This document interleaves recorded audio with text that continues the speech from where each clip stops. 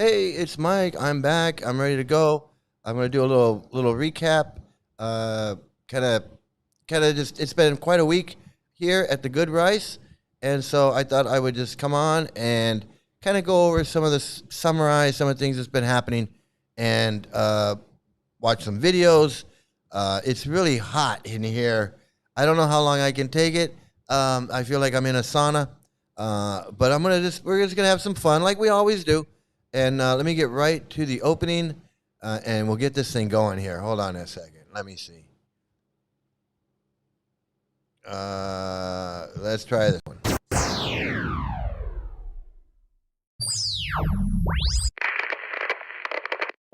Hello?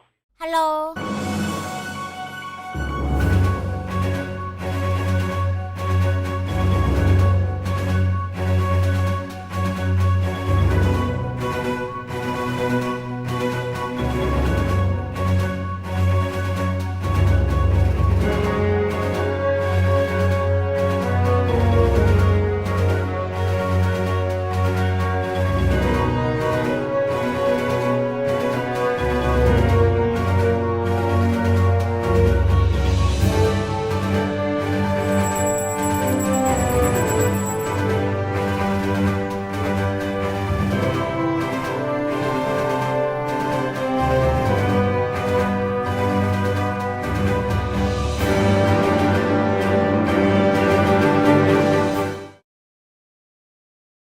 All right, I'm back. Thanks for sticking that out. Hey, we got fake human.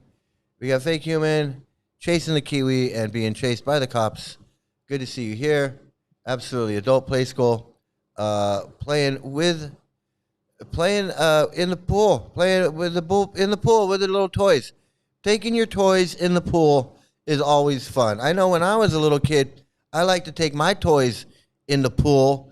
You know, we'd have the little blow up pool.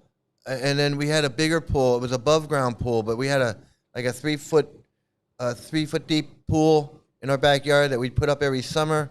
And I remember taking my toys and putting my toys in the pool and playing with them. It's like you got your toys in the bathtub, but you got your toys in the pool. And so I can see he wants to float his toys around in the pool. You know, 78-year-old man. Wants to play with his toys in the pool. But hey, go at it, dude. Go at it, man. Hey, AJ saying hi to Fake Human. How you doing? Good to see you. Hey, how's it going? Oops. Shalom. Shalom, AJ. Good to see you. All right. So, and welcome, everybody. Please like, share, and subscribe. Welcome to all the new viewers and the old-time viewers. If you're in a cult, if you're in ISKCON, and you're checking me out, I was in ISKCON for 20 years. I've been out for about 14 years. So that's total 30. That's a long time. That's like 34 years of this Krishna shit. Because even though I've been out for 14, there's still got that residue in the old noggin. And a lot of shit I've forgotten, but a lot of shit it's still with me. And I know a lot of shit. So 20 years in, 14 out, that's about, I don't know, somewhere around 33, 34 years of this bullshit. That's who I am. Okay, so what happened this week? In case you haven't seen, I mean, I don't know how you could miss it if you're a regular viewer. I don't know how you missed it, but one of these ISKCON gurus, this Gaurahari guy, had a meltdown like 3 times while I was streaming it, and the last one was last night. He had a meltdown with Queen of Karma, our good friend Queen of Karma, who comes in all the time. She's very anti-cult. She's a cult expert. A scam expert, a cult expert, and she exposes gurus and scammers and multi-level marketing and all kinds of things. She went head to head with him, and his true cult leader, narcissistic, megalomaniac personality came right out on display. And actually, it's been on display the last 3 nights. He's really shown who he is and the kind of manipulating a cult leader that he is. But he was really revealing last night. So if you really want to really get a good idea of this guy, you watch him with Queen of Karma. It just shows you how these people are. I mean, no different, like I said, no different than Jim Jones, Charlie Manson, any of these guys. He tried to manipulate Queen. He was trying to butter her up with well, you know, we're all human beings and you're intelligent and you can look up this and you can look up that. And he was really trying to get to her. She said, oh, fuck, do that with me. She didn't cuss, but she said, oh, don't do that with me. You're going to manipulate me. And then his whole attitude changed and he became the raging cult leader. And he used every cult tactic. Just deny. He denied everything, lied about everything, denied about everything, pretended like he didn't know what she was talking about when she brought up child marriage and Prabhupada and all of these things. He played dumb, and then he talked out of both sides of his mouth. He did everything. He did everything with her. So if you missed it, and you're interested in that kind of stuff, you can watch my stream from last night. Go ahead and just fast forward to I'm not gonna lie. Just fast forward to the Queen of Karma part. It's great. You gotta watch it. So, because of his meltdowns and their meltdowns, he's taken his channel. He's put everything on private. But for some reason, I still have access. I don't know how. I really don't, but I do. And I was watching him today. I was watching him today, and it's just the same bullshit. Anyway, let me see. What are you saying? Hey, Weird Planet, good to see you, Weird Planet. Weird Planet was in there. Weird Planet saw what was going on. I think AJ was there. Scam, you were there. He's hiding the tough bully. So check it out. So a few of the things that he was talking about, I didn't get the chance to address. He said that we bully them. Well, you know, we don't really bully them. I don't bully them. I make fun of them. I don't bully them. I'm not trying to bully them into anything. I make fun of them.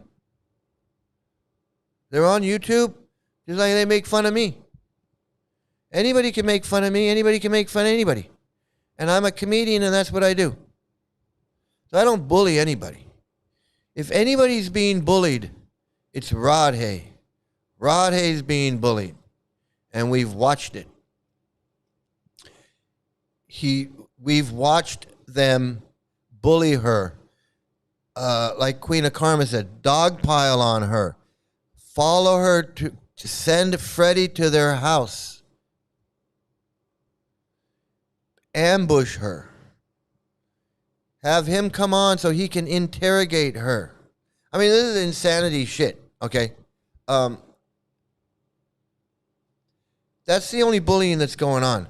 But I will say, yeah, I make fun of them I'll make fun of them every chance I get. I'll make fun of them. He said at one point, ISKCON is for babies. He said, so it was interesting. He said ISKCON's for babies.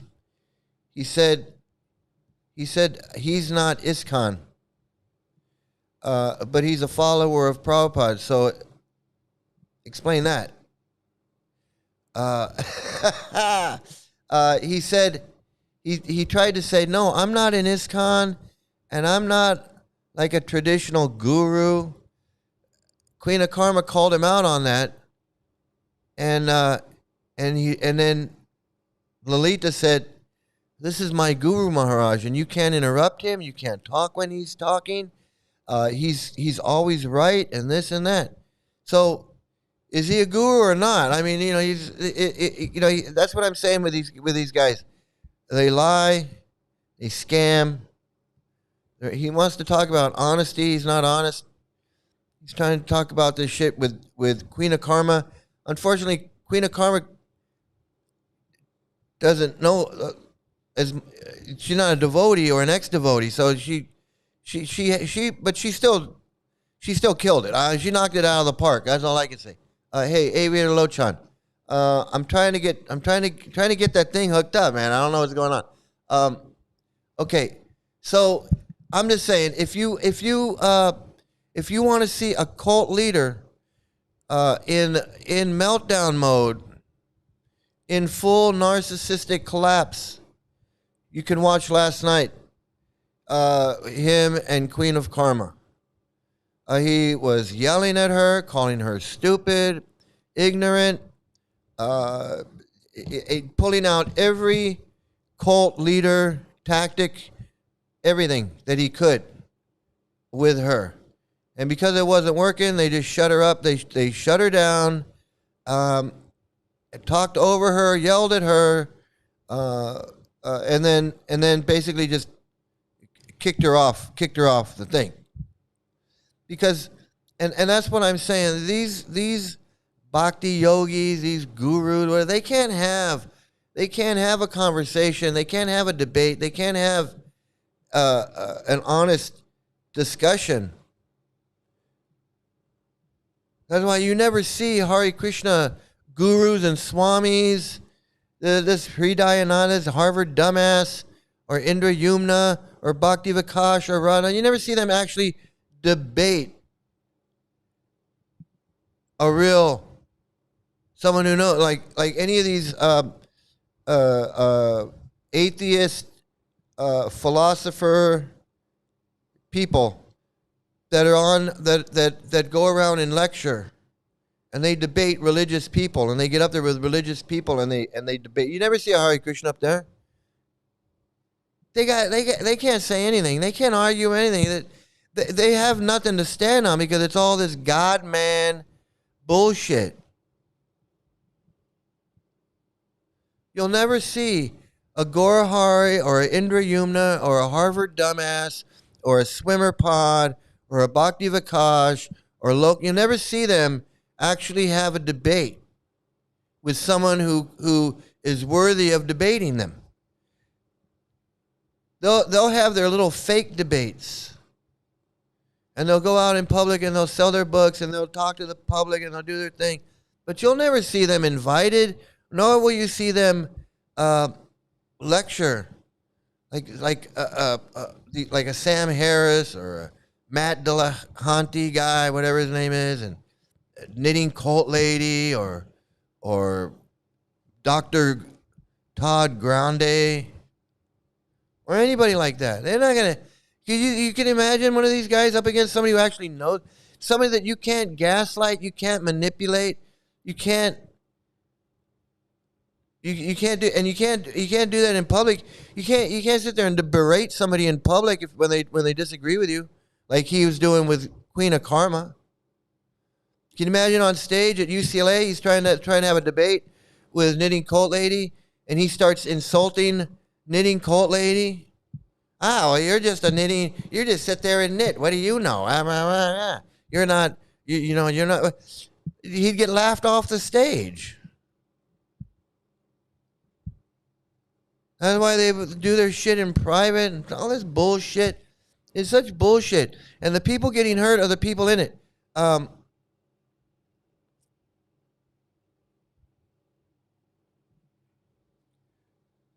Gaurahari's interpretation of that dream must have been Prabhupada appearing to him to confirm he has the real devotional practice. Yeah, it is, because otherwise that's the only way he can authenticate himself is that Prabhupada came to him in a dream. There's nowhere else. He doesn't have a guru. He didn't learn this from anybody because he doesn't have a guru. He's just reading Prabhupada's books, and he wandered around. He says he wandered around, and everybody that he saw wasn't on his level. So he must have been doing this in another lifetime, and he started doing it. And then Prabhupada popped up and just showed up at his door in a dream one day and said, "Hey, I like what you're doing. That's good. Keep doing it." Now, how mentally deficient do you have to be to believe that? Okay, I'm gonna say, hey, I got a new one. You never see debates, period. When did you ever see a rabbi or priest going at it? No, you do. Look it up. Look it up on YouTube. You want me to do it? I can do it right now if you want me to. I've watched a bunch of them. I don't know what you're talking about. Whoa, where did I go?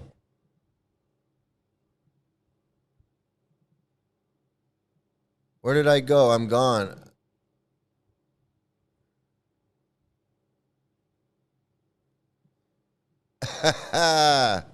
Something happened to my something happened to me here. I don't know what happened to everybody. Let me see if I can get this fixed.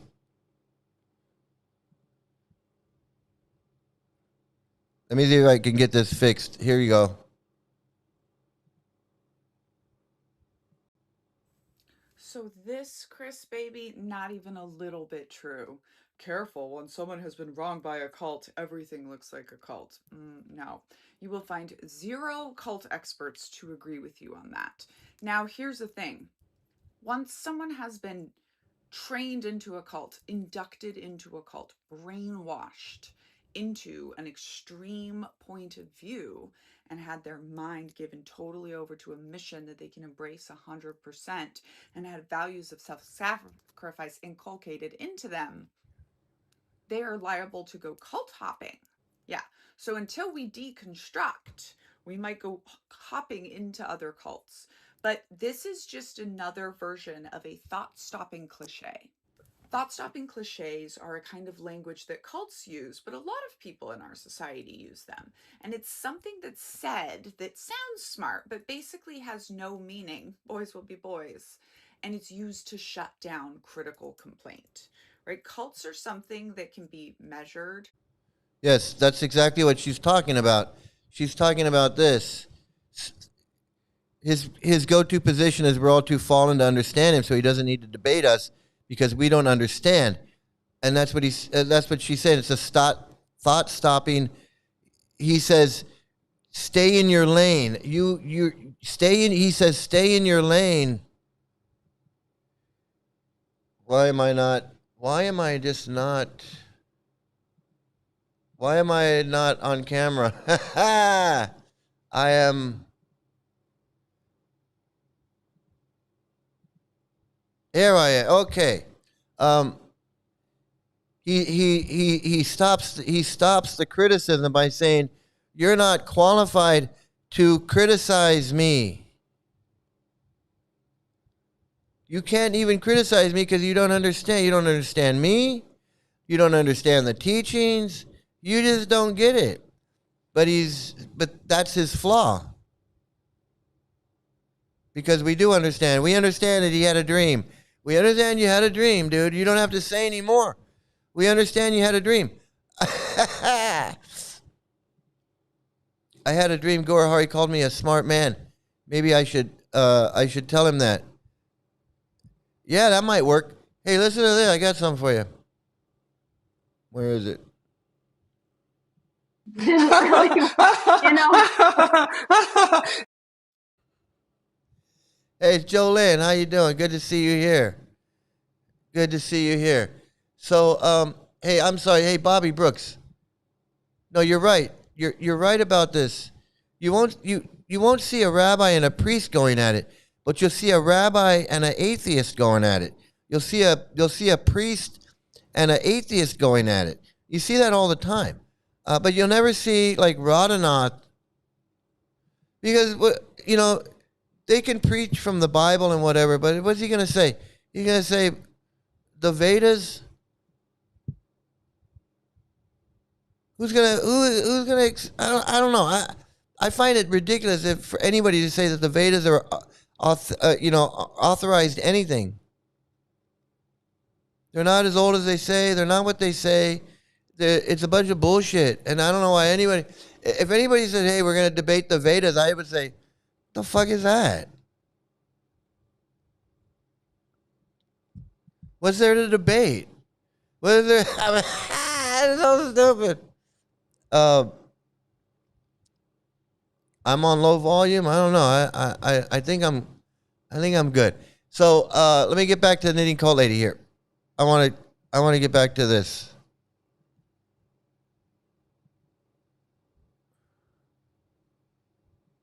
Said that sounds smart, but basically has no meaning. Boys will be boys.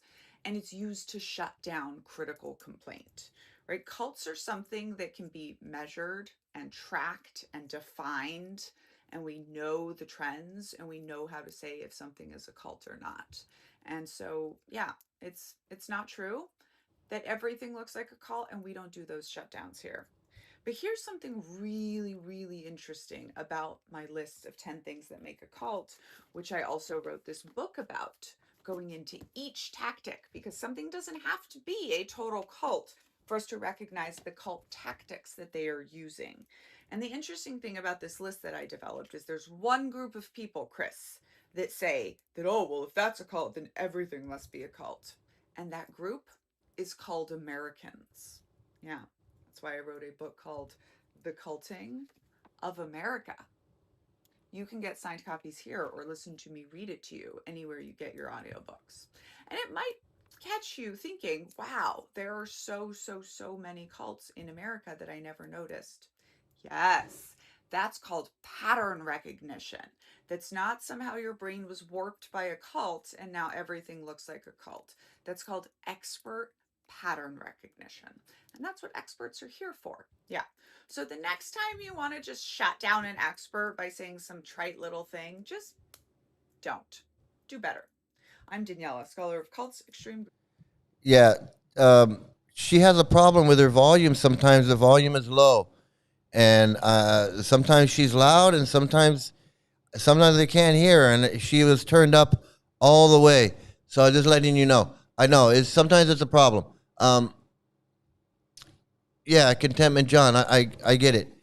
Sometimes she's low. The volume is low. I had it up as far it wouldn't go anymore. So cults can be tracked. They can be measured.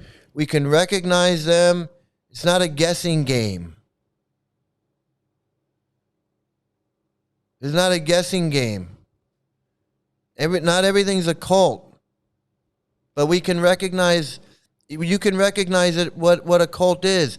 And if you've been in a cult for 40, 50 years and you don't know that you're in a cult, well, that's the problem.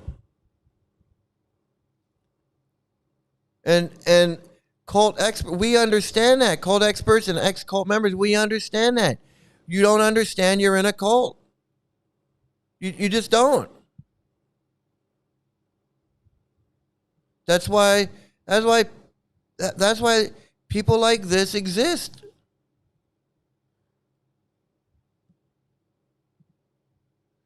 Even these gurus, they don't understand. And again, I'm gonna repeat this. I don't know if I said this before, but I'm gonna say it. If I haven't said it before, I should have. Just because something is old, just because something's 1,000 years old, let's say something is 2,000 years old. Let's say something is 5,000 years old. That doesn't mean it's not a cult. Most likely it is a cult because it's 5,000 years old and everybody was freaking weird back then. The whole world was a cult. Everybody they believed in all kinds of weird stuff because they didn't know. They didn't know what the sun was, the moon, stars, and making shit up. And convincing and manipulating, coercing people to believe them. The king, I'll cut your head off if you don't believe. It's like they do now. They want to cut my head off now. You can imagine what it was like 5,000 years ago. So just because this Chaitanya shit is 500 years old, or this Bhagavad Gita is 2,000 years old, or 2,500 years old, or 3,000 years old, or these Vedas are 1,000 years old, and the stories go back to whenever. So what? It's still a cult. Mormonism cult. I don't care that Joseph Smith wrote it, translated this bullshit in 1842 or whatever the fuck he did it. That doesn't change anything. These cults have been around since Jesus. There are all kinds of cults. Cults of this guy, cult of Osiris, cult of Iris, cult of Hapnemnon or something.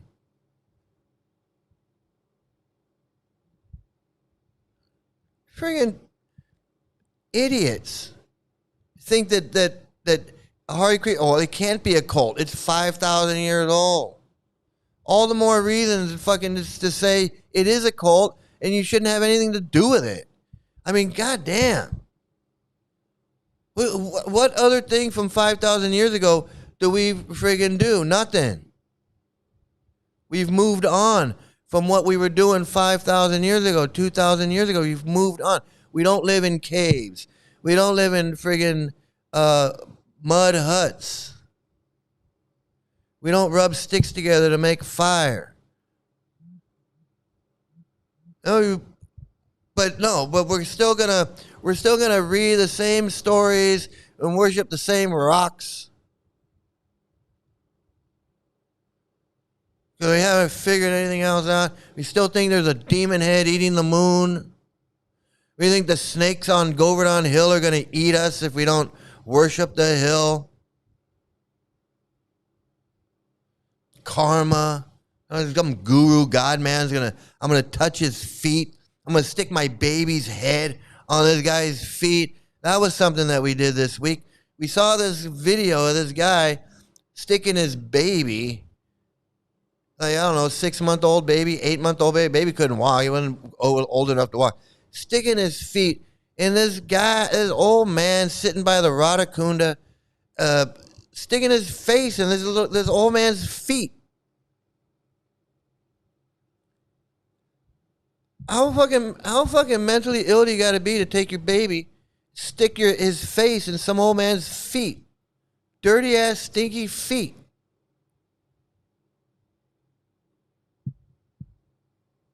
Fucking insanity. Retards are us. Mentally, and that's common. Drinking that foot water. Taking water from if you go to, I don't know, some of you, I know some of you watching have been to India.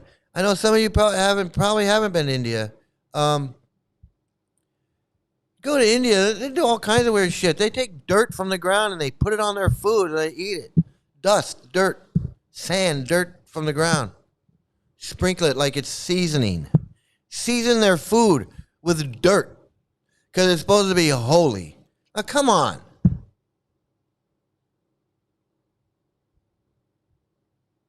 Yeah, holy dirt. Holy dirt. It's nothing more than just shit. Shit dried up, ground up into little particles. It becomes dirt because it's nothing but shit. It's either pig shit, cow shit, bullshit, dog shit, bird shit, some kind of shit on that ground. And people walking over it, and this, and the rains, and mud, and it's just dirt. The dirt road is shit. It's a shit road. And these people go and they pick up the dust, the dirt from the dirt road, and they just sprinkle it on their food. I don't want to sprinkle it on my food. Sprinkle it on my head. Sprinkle it on my food. Because they're fucking brainwashing and thinking from these goddamn books that dirt, that fucking dirt, that shit dirt is holy. It's like this Gaurahari thinks he's holy, thinks he's giving mercy. I give mercy. I've taken upon myself to I'm so merciful. I'm God. Oh, a fucking delusional fucking. It is. I mean, it's when when I break it down in this kind of shit. If we made a list of all this shit, I put the list up on the screen as I'm saying. Putting dirt on your food. Going to going to a pond like Radhakund or Shamakund or Govindakund or Apsara Kund or Nashringa Kund or one of these freaking Kunds and taking that water and drinking it. Or taking that water, putting on your head. You know, it's not fucking water. I'm not exaggerating. People are using that. I'm not exaggerating. I know it's gonna sound. You're gonna go, Mike. You gotta be your. People are shitting, pissing, washing their clothes, and drinking out of the same goddamn lake, the same pond.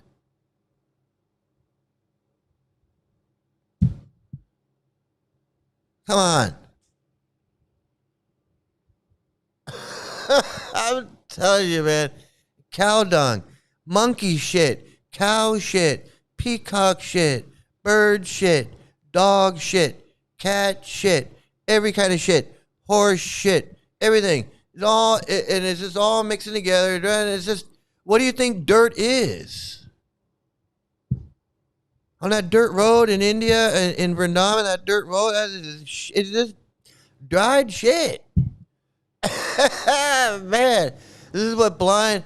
I know. It's insane.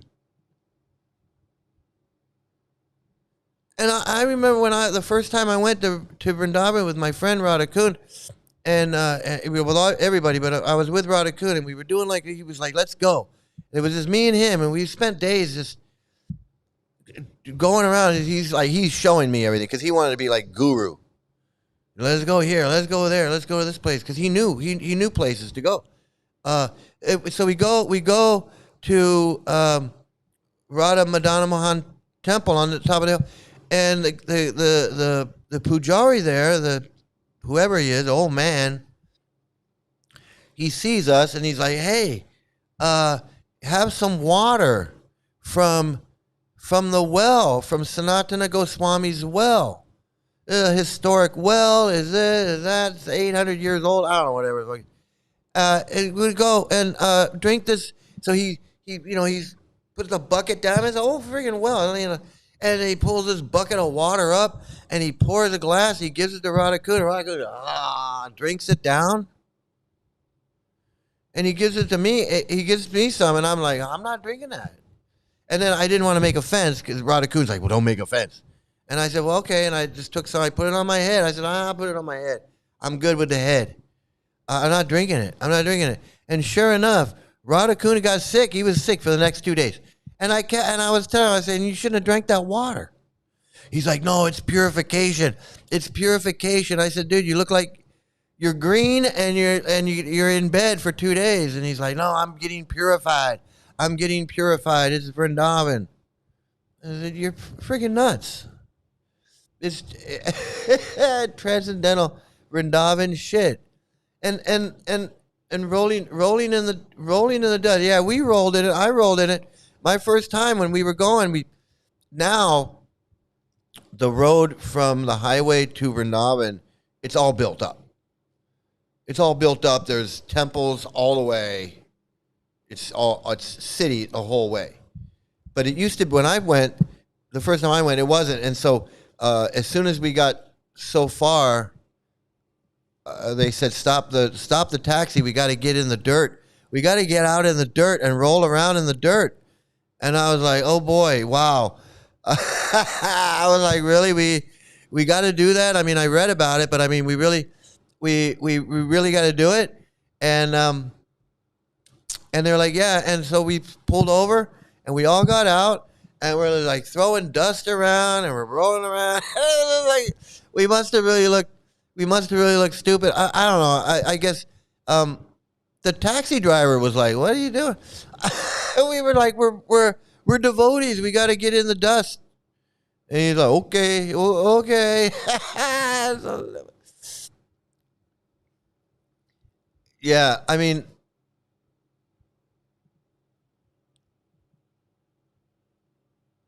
if I take a shit in Vrindavan, it will be holy. You know, taking a shit in Vrindavan that's an adventure, okay? Because you never know.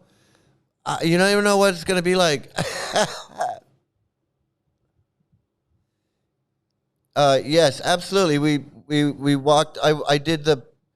You gotta do parikram or parikrama. You gotta do parikrama barefoot. If you don't do it barefoot, I mean, like, why are you even doing it? So I've done it a couple times barefoot, and my feet were sore and hurt, and I couldn't walk after the next day. But I did, the last couple of times I went, I didn't do it. I was like, I'm not doing that. I'm not.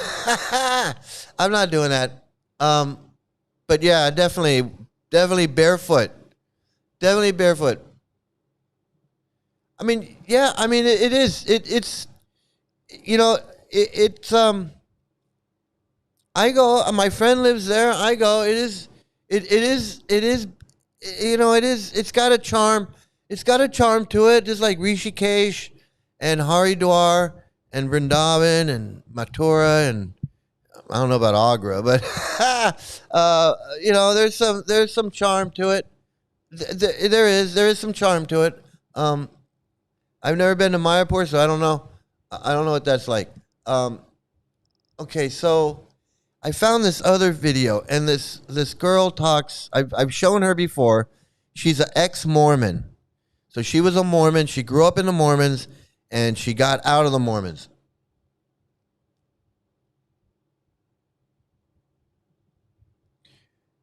Well, because I agree with you, Weird Planet, but it's all in the dream. It's all in the dream. It's all in the dream. If Prabhupada comes to him in a dream, then that makes what he's doing authorized. It makes him better than everybody else because he had the dream. He had the dream. He didn't have the dream. I did. That's why that's so funny. That's why it's so funny. He didn't have that dream. I did. I did. You can't say anything about Prabhupada because you didn't have the dream. He did. He didn't have that dream. I did. He kind of sounds like RFK Jr. Doesn't he kind of sound like RFK Jr. a little bit? He didn't have that dream. I did. Hey, Rafael, good to see you. Good to see you, buddy. I sent you that email with the link. I hope you got it. But I like this new one. This new laugh is pretty good. You know, I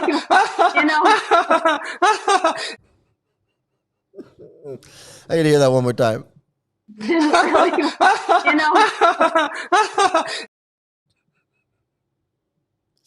Okay. So this girl, she's a ex Mormon. She grew up in the Mormons. She's a cult expert. She makes these videos about cults. She's talking about MAGAs, the MAGA cult. But she starts talking about what goes on in the head. So it really applies so well to Hare Krishna. So here I want to play this. What? Weird Planet, so true, such a hypocrite. He's the prompera. So yeah, one of the things that he kept telling Queen of Karma that she didn't pick up on is that they follow the authorized system in the parampara, but he's not in a parampara. He has no guru. That's the main thing, and that's why I think that's why he doesn't like me so much, is because I won't let that go. Yes, this is he's talking about me. He's talking about me. He's talking about me in this clip. You're a fucker, man. You're fucked up. Motherfucker, man. Fucker, man. You're a fucking prick and asshole. I hate your fucking blasphemy, Prabhu. So that's directed at me, and this is directed at me too. He didn't have that dream. I did. What is this? Mike, I'm back in my home country. Get ready for a massive email on Brian Tibbetts. It's huge, inclusive of Vyasa Puja books, pics, his Russian visa. Okay, great, man. We'll do a whole thing. We'll do a whole thing about him. That'll be great. That'll be fun. That'll be a lot of fun. So back to this woman. She's got some really cool things to say right here, and about cults and cult thinking. So I want to share this with you. Here we go.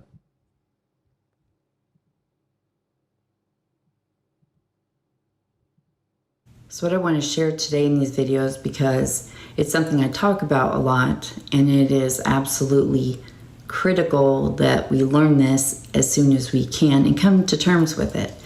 That there's really main three ways that people leave cults. And one is that the leader breaks his promise, or he leaves, or he dies, or like whatever, but he breaks the foundational promises, which Trump has done. So you're seeing people leave. Another one is they start becoming educated. They look into information outside of the stuff that they are allowed to look at or that their mind will let them look at. Most of the time that means leaving the home, going away to school, but it might be making a friend that challenges them or introduces them to think in a new way or gives them a book. And you can see why this guy is he doesn't want his people coming over and watching my videos and listening to me and associating with ex-devotees. It's not just me, but it's Rafal and Dr. T and AJ and Scam and Jolyn and Jenna Morton and Weird Planet and everybody. It's everybody. It's not just me. If it was just me, that's not so powerful because I'm just one guy. But it's everybody, and we've all got our story, and together we've got so much power. We're so powerful. There's 10, 12 of us, I guess. There's 10, 12 of us together, and Queen of Karma, and Mama Squirrel, and so many others, and Duke, and so many. They come over here like Radhe, and they start hearing about Prabhupada and his 11-year-old wife, and the child marriage, and the devotee getting shot in the head, and what's really in the books, and what Prabhupada says about sahajas, and all this other stuff. They start hearing that, and they start to leave. Something else that allows them to start thinking in a new way. Because people in cults have massive thinking and education gaps, logic gaps. They just don't have them at all. And people that have them assume that everybody has them. And so they're just like, well, why didn't you think of that yourself? Why didn't you do that yourself? That's great. So she gives it a name, and she says she gives it a name. She says it's called a knowledge gap. Like, why didn't you think of that before? And that's exactly how I thought of myself when I finally left. And I was like, Prabhupada's got an 11-year-old wife, and this and that, and they killed a guy in the van, and all these things. And I was like, and then I'm thinking about, and my daughter was molested. And so many other things. Like, why didn't it sink in before? Like, why did it take 20 friggin' years? Why did it take an extra 10 years after what happened with my daughter? Why did it take, 2 or 3 years after the Tattva Darshan thing? Like, why so much time? A gap. It's a gap, man. That's what it is. Not possible. They don't have that mechanism. Something has to trigger it. And then the last thing is, well, let's say two things. One is it called the Socratic method, where you go in and you ask questions and have this specific kind of dialogue. I did that with my mom, but I did it over like 6 months, where I was all in all the time. I acted like I had no idea who she'd voted for. And I asked her about personal experiences about the things that Trump was talking about, whether it was trans kids or it was undocumented workers, or what her biggest concerns were, and what things made her afraid, and why she voted the way she did, without making her tell me these things. And so then I would bring her to specific examples and say, well, did you just hear that from the news, or was that a first? And what she's saying reminds me of what a Queen of Karma did with this Gaurahari guy. She's like, well, this guy that came to you in a dream, he had an 11-year-old wife. And then it just asking questions like, that doesn't bother you? Like the 11-year-old wife doesn't bother you? Him talking about it doesn't bother you? The child marriage, are you okay with child marriage? And he got mad. Then he got mad. He blew up. He's like, I don't have to talk about that, and we don't do that here. And you don't understand. And stay in your lane. And you need to show me evidence. And I need to know the context. And there's all this bullshit because he knows. He knows the context. He knows what Prabhupada says. And then she even told him. She said, how can you be a follower of this guy, and he comes to you in a dream, but you don't know of these controversial things that he's saying? Don't you read his books? She's like, I read it, I know.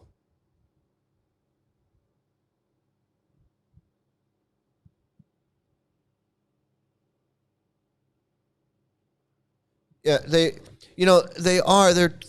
insignificant. They're insignificant, but they're still dangerous. But you know what? It's just a great example that we can watch in real time. What's happening. And you know what else I can show you? Let me get back to this girl, though, real quick. She's almost done. Experience. Well, I just hear that on the news sometimes.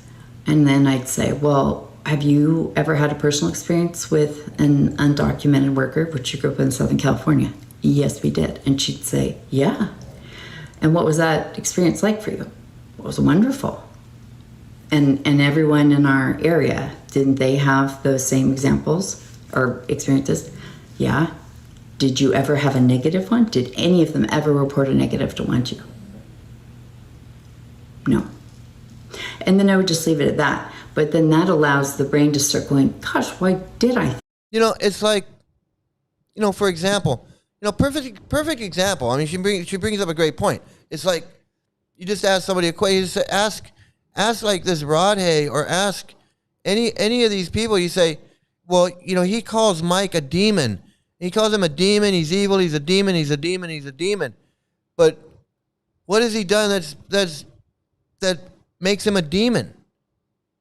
Has he ever killed a baby and eaten a baby? Does he torture animals? Does he go around burning things down? Does he do how exactly is he a demon? Oh, he doesn't worship your guru, so that makes him a demon? And you're calling everybody a demon because they don't worship this guy? Well, what's your definition of a demon? Hey, Nikita, are you an atheist now? Yeah, I'd say so. I get you. Were you initiated? Yeah, I was initiated. How did you realize that ISKCON is BS? I came to my senses is basically what I did. I came to my senses. After 20 years, I came to my senses. I put two and two together, pretty much. All the bullshit. I just woke up. It had to do with Tattva Darshan, but basically, yeah, I just, you can only take so much bullshit. Seriously, you can only take so much.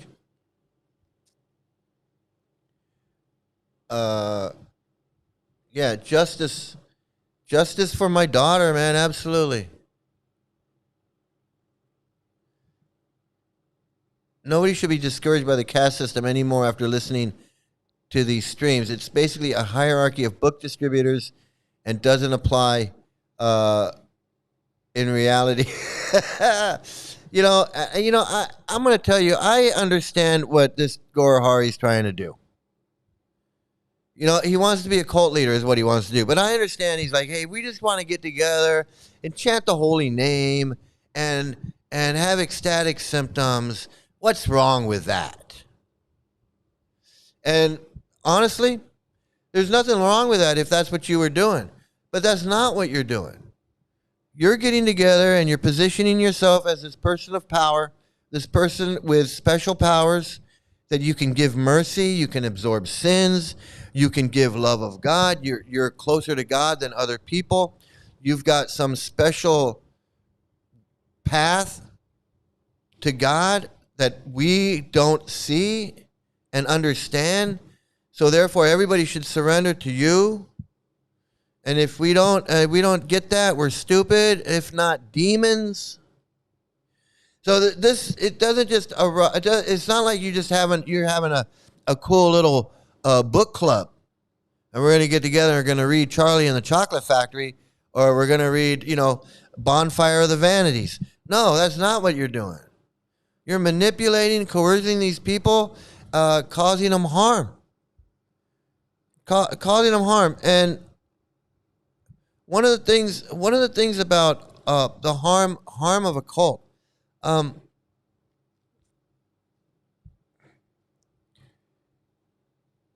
it says here, I'm reading from this list of authoritarian cult, what they do. It says excessive devotion and identity control. Cults are defined by excessive dedication and high levels of commitment. Identity becomes tied to the group. External relationships and independent viewpoints diminish. Emotional and psychological harm. So people are harmed, just like I was saying. You work in an office and you get off work and you're like, fuck, I can't believe I got to get out of there. But you were working, you would spend 8 hours in that office and you were undergoing emotional and psychological harm that you didn't realize until you got off work and you were like, fuck, so glad to get out of there. So these high control groups, these cults, religious cults, they cause psychological harm to members and their families. There's the charismatic authority reinforcement. Groups are held together by charismatic relationships, demanding total commitment. We've seen that. It's not like you can just come and go. You got to come every day. You got to be there. You got to do this. You got to glorify. You got to do all of this friggin' stuff. It's not like just come to the book club if you want, and if you don't want to come, don't come. No. And in fact, if you watch that Queen of Karma interaction with this guy, it's not like that at all. It's a cult. He's a cult leader. He's Jim Jones. Talking to him is like talking to Jim Jones or Charlie Manson. And I'd say more like Charlie Manson. Okay? I would say it's more like Charlie Manson. He's going to be nice. He's going to be soft-spoken when he thinks he can manipulate you. But if he can't manipulate you, he's going to go fly off the handle.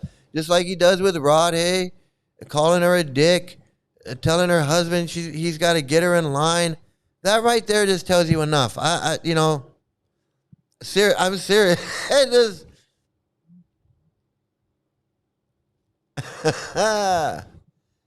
I'm glad you agree with me. I'm glad you agree. Is entire Vaishnavism a cult? There's not but difference between other sects in this kind of my opinion. What do you think? Yeah, it's a cult. If you're worshiping a guru, if you're worshiping a God man, you're washing his feet, you think he's taking your karma and he's taking you back to Godhead, to a cow planet where you're going to become a 12-year-old girl and have sex with Krishna and all. You're in a cult. I'm sorry. I mean, what did you want me to say? What did you want me to say? But yeah, absolutely. You're on the right page, man. You're one of us, man. Welcome to the club. Nikita, welcome to the club. Hit that like, share, and subscribe button, man. Do that. Definitely do that. Okay. Let me see. It's funny. It's like after last night,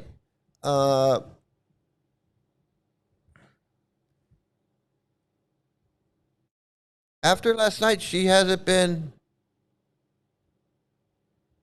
live. I don't know what's up with that.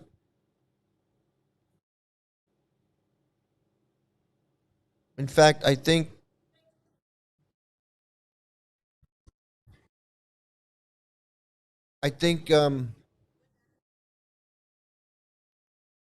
Lolita deleted her stream or something. I don't know. Here it is. Is this it? Oh, she is live. She's live right now, everybody. Let's go. Let's take a quick look at some live insanity as it's happening. Okay, just a quick little taste. Just a quick little taste. Let's see what's going on.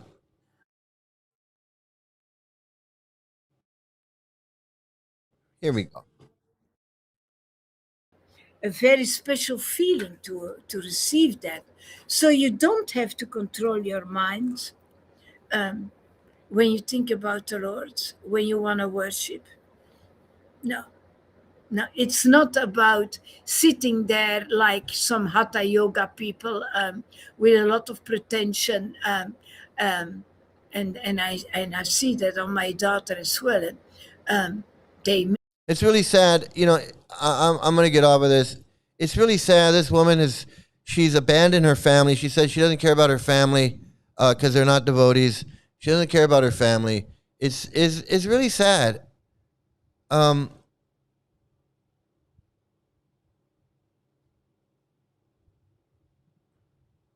Well, Queen, to believe in Vaishnavism, you have to believe in the whole guru. You have to believe in the guru thing. You have to have a guru. You have to wash his feet. You have to drink the water. It's a whole thing. And I know it's the tendency is not to want to lump everybody together, but basically they all lump themselves together. I mean, it is. That's just the way it is. I'm sorry. She's live right now and she blocked you. Yeah. It's just a sign of the insanity. I mean, she's totally brainwashed. She sits there and goes, I'm not brainwashed. She's 100% brainwashed into thinking that she's 100% brainwashed into thinking that she is some kind of spiritual leader where she can sit here and preach about God and the soul and love and happiness and whatever the hell she's just babbling on about. are lost.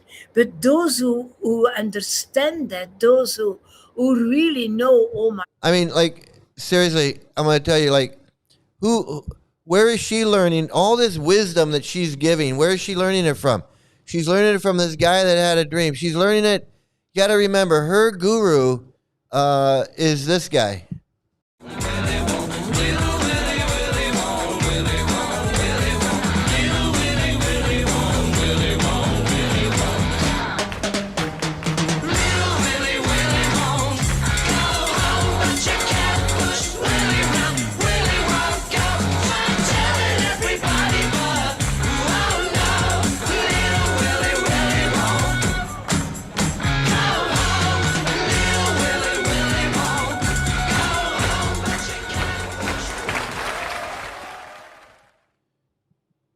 Oh, so Nikita, I was a devotee. I was a sheltered disciple of Jayapataka Swami. So what was your initiated name? What's your initiated? If you don't want to give it because you're scared of something, I understand, and I won't make fun of you. I totally get it. Yeah, I hope Eliana is well and happy. Absolutely. Yeah, I was too. I was in it for 20 years. I was in it for 20 years. And for 12 years I was with Yashodanandan Swami for 12 years, man. I was like his right-hand man. Oh God, tell me about it. So I don't know what's worse, Jayapataka or Yashodanandan. I couldn't tell you. I couldn't tell you. Yeah, she was doing the karaoke. Yeah, you know,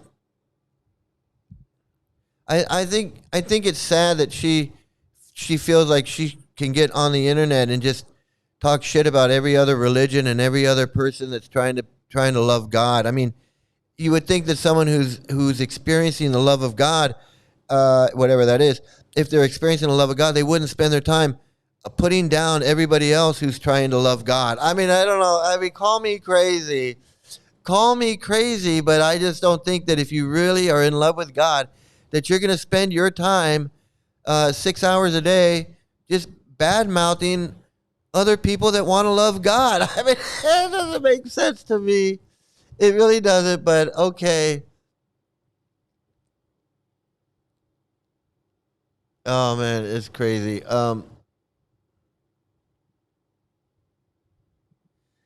I think it's a cult in practice, but to have a belief, it doesn't necessarily equate it to being a cult. Absolutely, Queen. That's called being a Hindu. So Hindus can be a Hindu. Like my friend in India, he's a Hindu, and he's not a Hare Krishna. He's not a Vaishnav. He's a Hare Krishna. He lives in Vrindavan. I mean, he's not a Vaishnav because he worships Shiva. He's not a Hare Krishna per se. Yeah, per se. So he's not really in a cult because he doesn't have a charismatic cult leader. He doesn't have a guru that's controlling his life. No one's telling him what books to read and what books not to read. No one's telling him, what he has to do. But he's got his own thing that he does with Shiva. And he's got his guru that his guru doesn't control his life. His guru he's got a guru that he met his guru one time, and his guru was like, there, boom, you're dead. And that was it. And he left, he went home, and he never saw his guru again. It's a completely different thing. It's like not even close. It's not even close.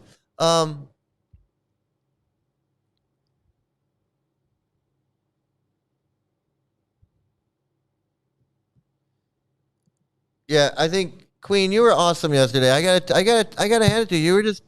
You were great. I mean, you really handled this guy, and really what you did was you brought out everything bad about him.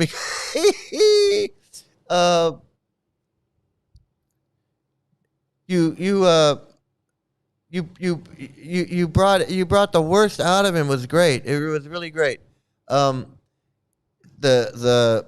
muting you, the yelling at you, talking over you, the calling you stupid, sidestepping your questions, getting angry at your questions. I mean, he was like, I don't know how it was. It was, for me watching it, it was like watching you talk to Charlie Manson or Jim Jones. That's exactly what it was.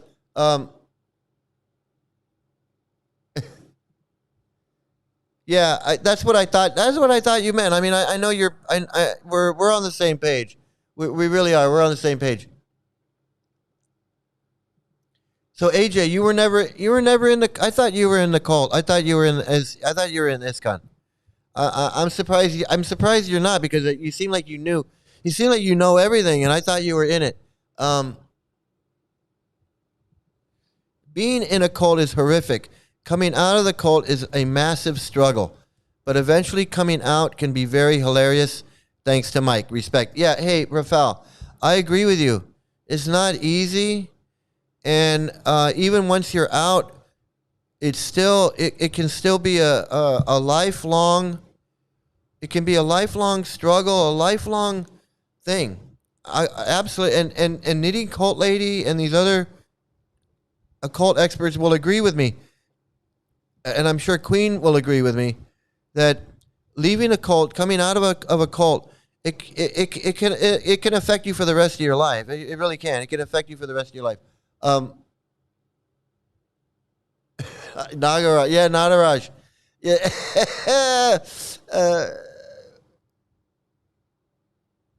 Your Lord Nagaraj friend is my friend. We shall smoke together when we are in bar. Yeah.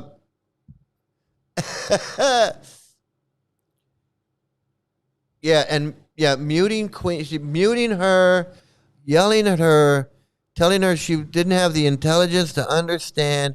It's so insulting.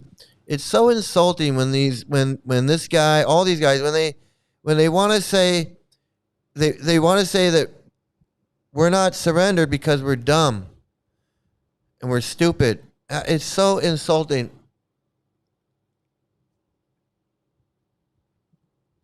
Yeah, I got that. I figured that you lived there, but it just seemed like you knew so much that you were like in it, or you were, or I really thought you were in it or grew up in it.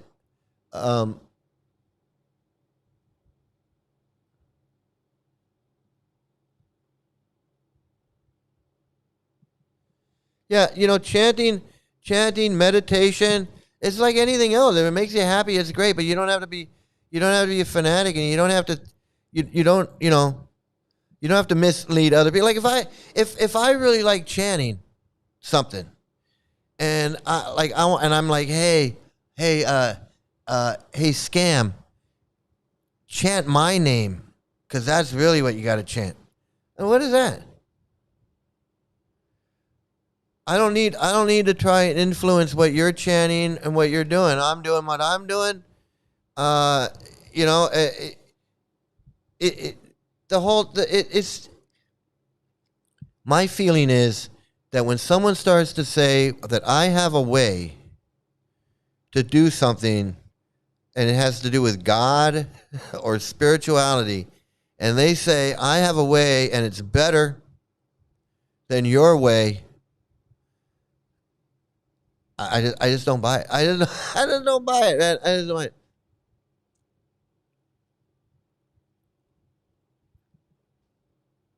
Yeah, it is traumatizing. I'm gonna tell you, for me, and I know everybody's got their own story, but for me, man, I don't know how to explain it other than it was very like deflating. I just felt deflated, like a balloon with no air.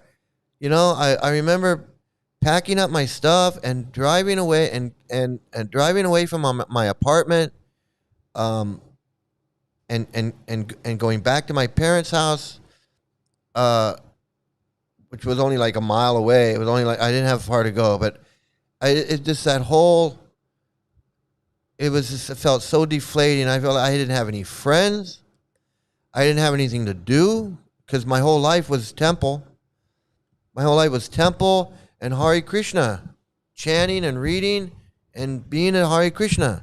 And it was just like that was over. And it was so hard.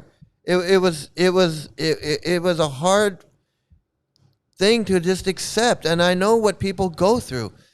I know that a lot of people don't want to go through that, so they prolong their suffering in this cult. And I know it. I know that's for a fact, because I've had people say, and I've read where people say, well, I left, but I'm a little bored, so I go and I meet. I have friends there, and I get prasadam, and I know that. And it's like, no, you haven't left. You're just not following, but you haven't left.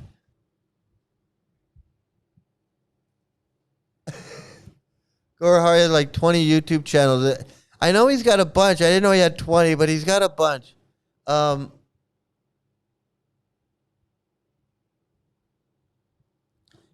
Yeah, be careful, okay, fake human.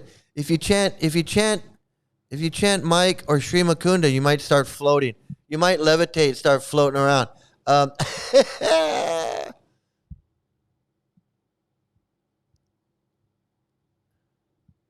Okay, so we did that video. I want to show some videos. I want to have some fun. I want to show some videos of these other scammers. But I do want to I just want to thank Queen again. She's so good. She's so good at this. I want to thank her again, and I'm just so glad. I'm so glad that she had it with him, that she went up there with him, and it really just shows you that you can't. It shows you that you just can't argue or have a discussion with these type of people. You just can't. Yeah, I don't think it's a problem to have friends with people that are in there. I don't think it's a problem to have friends that are in there or people that are in there, or to see them and whatever. I think it's a problem if you haven't if you're just like not following, but you're still in it. You still believe in Prabhupada, you still believe in Krishna and karma, and taking your karma and going back to Vrindavan and all that stuff. And I can understand why it's hard to give that stuff up. I can understand why it's hard to give that stuff. It's brainwashing.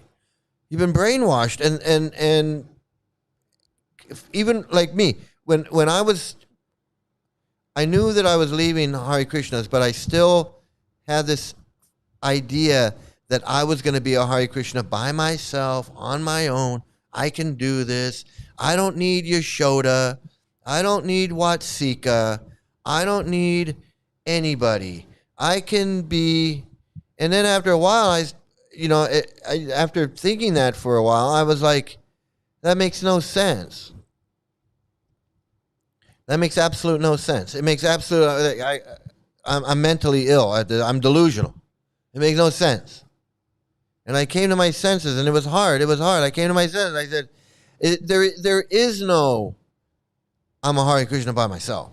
There is none. There's. You got. I realized I had to leave. That was it. I had to leave.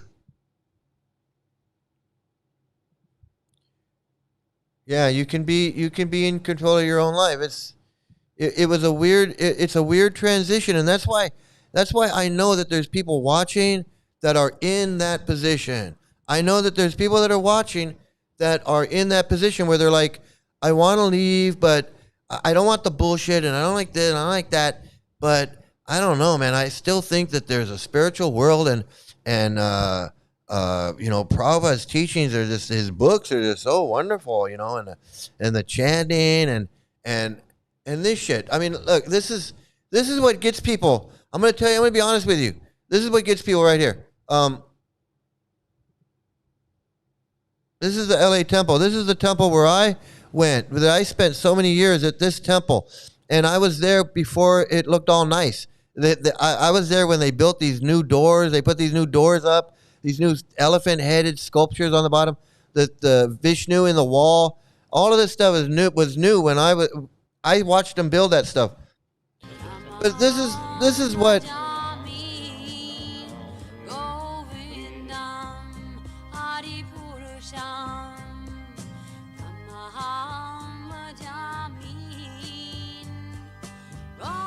People get caught up in this. They get caught up in it. They get caught up in it.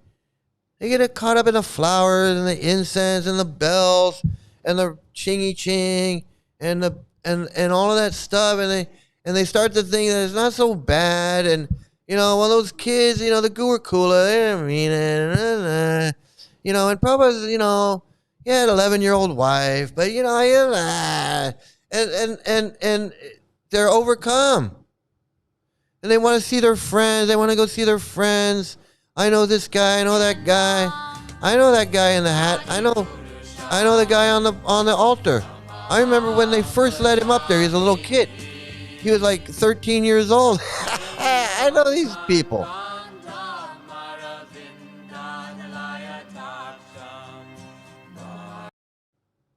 And I know that. To someone who hasn't been, someone who's brainwashed, they're overcome with this stuff. They're overcome with it. There's the flowers, the incense, all of the statues, and the chanting, and all of the bullshit.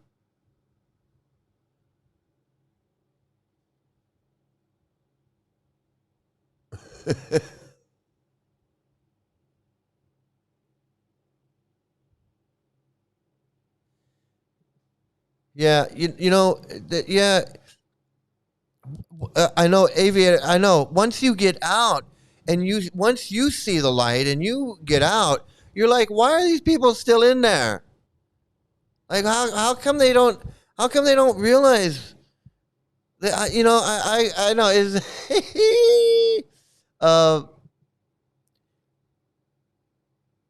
Hey, look, it's chosen one. It's got to be a Gaurahari. Got to be a Gaurahari guy.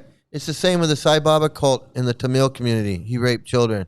Yeah, Prabhupada had an 11-year-old wife, and he raped his 11-year-old wife until she stopped crying. He's a despicable, disgusting piece of shit, that Prabhupada. In fact, I got a picture of that Prabhupada. I got a really good picture. You want to see it?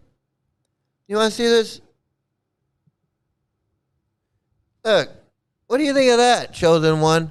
You like that picture of Prabhupada? Real scumbag, that Prabhupada, isn't he?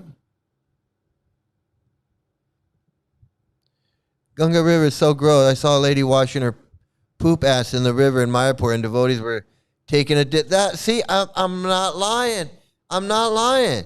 They shit in the river and they bathe. They shit and bathe, wash their clothes, and get their drinking water out of the same pond, out of the same lake, out of the same area of the river. It's disgusting. It's friggin' disgusting. And I'm sorry. I'm not. It's not because it's India. It's disgusting. It's just disgusting because that's what they do. If it was anywhere else, it'd be just as disgusting. It's so crazy.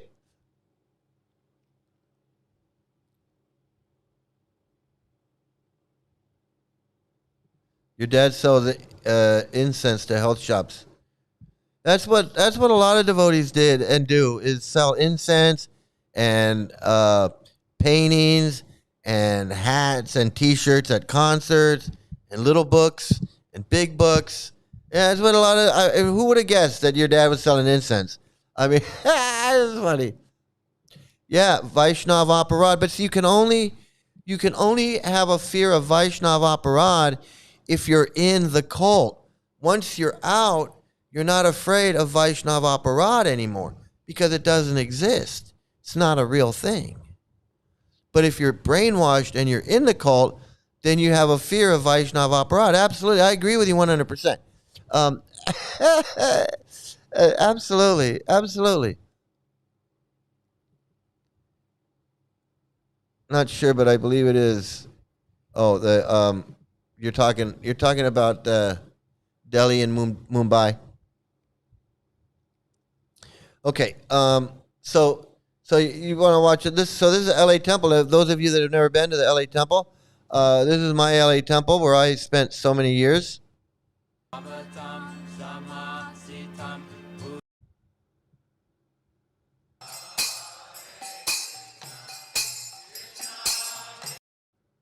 So this was just a few hours ago. Oh, look. Department, not any other department. They're simply interested, where is money, where is money, where is money. Diva charte haya rajan, kutumbam bharanenava. We are spoiling our night simply by sleeping, and those who have got sex facilities, they enjoy sex life. This is the night's engagement. And day's engagement, where is money, where is money, where is money? And if we get money... Meanwhile, he is having his devotees going out, selling books, looking for money, looking for money, looking for money. Bring me money, bring me money, bring me money, so I can build my temples. Where's money? Where's money? It's such a fucking hypocrite. Such a goddamn hypocrite. Then how to spend it for relatives, for sons, children, that's all. Diva charte haya rajan. In this way, we shall not spoil our life. The life's purpose is different. They do not know. The modern civilization do not know what is the purpose of life. Nati vidu sartha gatim Vishnu. They are trying to make adjustment, political.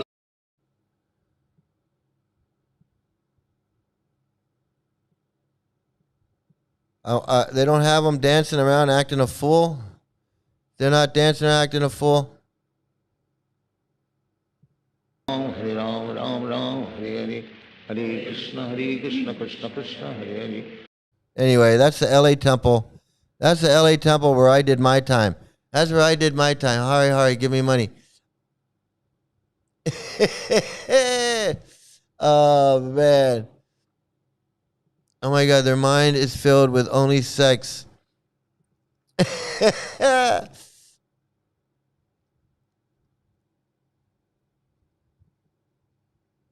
Victory to the cult deprogrammer. Yay, Ki Jai. Yeah, absolutely. Absolutely. Okay, I want to get, we're going to spend a little time doing a little bit of this.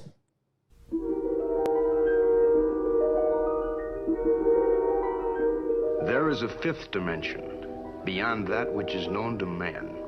It is a dimension as vast as space and as timeless as infinity.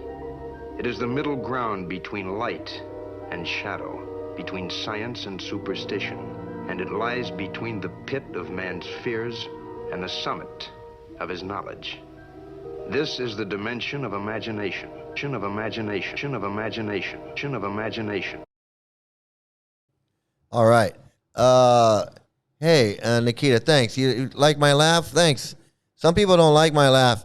I've been working on it. I've been working on this laugh for about 64 years. I was working on it for 64 years. Okay. Yeah, absolutely fake human. Let's see what we got here in the old mail bag. Let's see. And let's see what we got. Whoops. Why are we doing this? Okay. All right. The first one.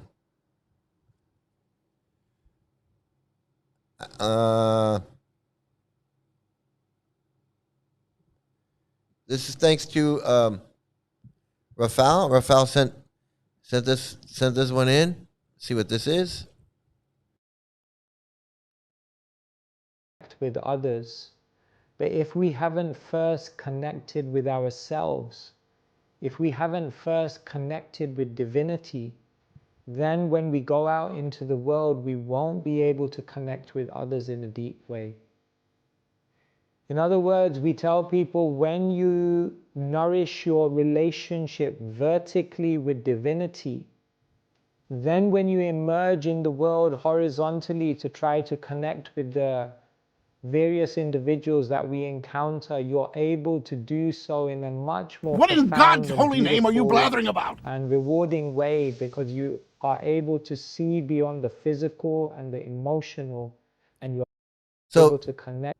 The thing you do with guys like this is you say, well, how do you, what did he say about the divinity? He said something about the divinity. If we haven't first connected with divinity. Okay, if we haven't first connected with divinity, how do we connect with divinity? Well, you chant the holy name. How does that connect us with divinity? Because the holy name is the same as the Lord. The Lord's holy name is the same as him. How? Because because his name is non-different from him. How? Well, you're different from your name. Your name is Mike, and Mike is different from your name. But Krishna is the name of the Lord, and he's not different from his name. How? You say he's not, but how? I understand I'm different from my name. How is Krishna not? How is he not? Explain it. See, they can't. It's easy to get these people. If you just keep asking them how and why, they can't. Can't do it. Hey, Queen, thanks, man. Hey, you're the best. Everybody, please go subscribe to Queen of Karma if you haven't already. Nikita, go subscribe to Queen of Karma. Everybody, it's so great, seeing you on there.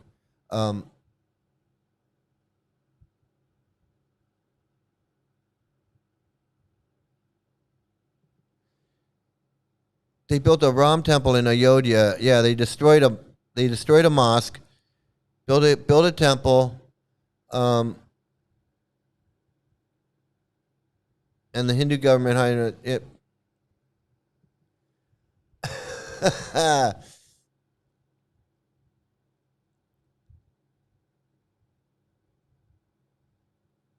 Yeah, all that politics stuff. So these guys are nothing but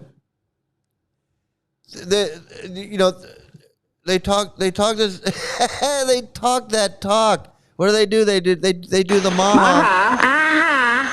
Maha. You like to speak that? I like to talk that. He likes to talk that. He's going to say, you got to connect with the divinity first. Then when we go out into the world, we won't be able to connect with others in a deep way. In other words, we tell people, when you nourish your relationship vertically with... What does that mean? How do I nourish my relationship vertically? Does that mean I have to stand up? Does I have to stand up when I'm chanting, or I don't understand this vertically. When you nourish your relationship vertically, when you do it vertically, I don't know. So stupid. Okay, so vertically. Divinity. Then when you emerge in the world horizontally. Then when you emerge in the world horizontally, I guess you emerge laying down. I guess you emerge laying down, and you connect with the divinity standing up because you're vertical, and then after you've done that, then you emerge in the world. I don't know what emerge in the world means. I don't know how you emerge in the world horizontal. I get you just lay down and you just emerge. I don't know. I don't know. Vertical nourishment. I don't. That's so stupid. Unga! So this is what Knitting Coal Lady was saying in that very first video. They say stuff that sounds smart but doesn't mean anything. Boys will be boys. What does that mean? Boys will be boys. If you want to break it down, it means boys is what it means. It means boy. You could just say boys. Boys will be boys. Well, yeah, what that means is boys. So when he says connect vertically with the divinity, and then when you emerge in the world horizontally, whatever, you try to connect you try to connect various individuals that we encounter, you're able to do so in a much more profound and beautiful. You can, in a much more profound and beautiful way, because you're horizontal. You're not vertical anymore. You were only vertical in the beginning, and then you went horizontal. You went horizontal, man. Hey, Jenna Morton. Hey, good to see you here. I mentioned you earlier, I think. I was looking for you. Oh, God. It's so stupid. Unga! But I like this new one, though. Really, Okay, so I don't know what this guy's saying. I don't even care anymore because this is so stupid. Yeah, you're a bit late, but you can watch on the beginning. Queen of Karma was here, and we're having some fun. Let's see. So this is Keshava Swami. All right, enough of him. Let's see what else we got going. Oh, this guy. This is another genius. Another genius. These people, man, it's so. Oh, wait a minute. Hold on. I gotta. Great. Another one who'll reorganize. Look at this guy. Look at he's a garden gnome. He's a garden gnome. Oh, one of the Gaurahari people gave me a thumbs down. Oh, so sad. It was so sad. It was so sad. It's probably Chosen One. Chosen One got tired of looking at Chosen One got tired of looking at Prabhupada. I got tired of looking at Prabhupada in a dress. Yeah, like a whiny little bitch. A whiny little bitch. Look at this guy. Oh my God. They're gonna talk bad about each other. I don't know. I guess it was 1991. He took sannyas around that time, maybe 1 or 2 years, 2 years earlier. And he was traveling to different temples, and he wasn't happy with the different places that he went to. He was also suffering physically some ailments which have dogged him for most of his adult life. And he came. You know, I'm going to tell you right now, man. They are all of them. They're all just like this Gaurahari guy. They think they're so important.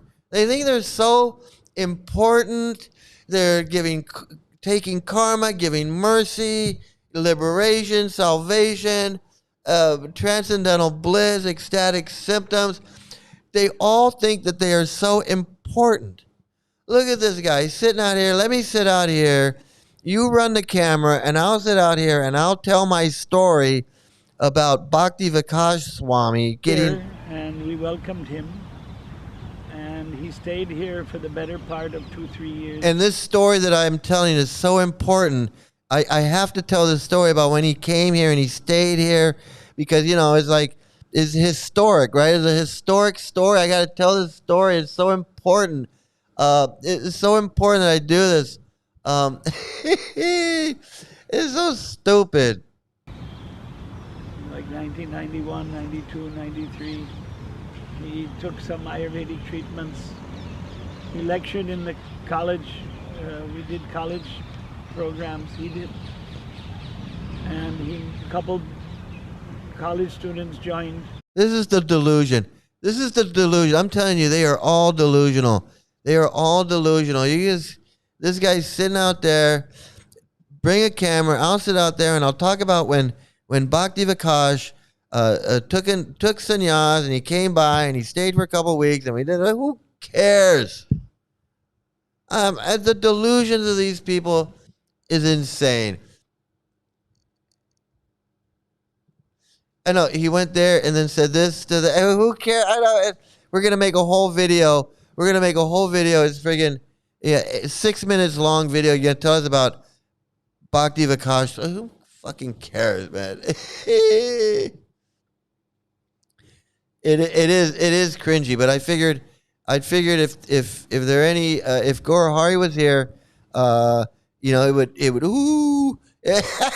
scare him away. It's Gaurahari repellent.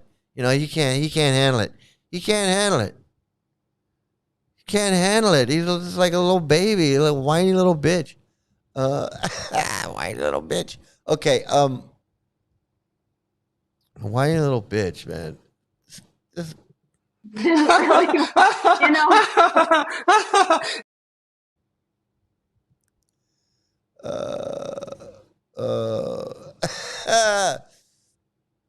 What's this one?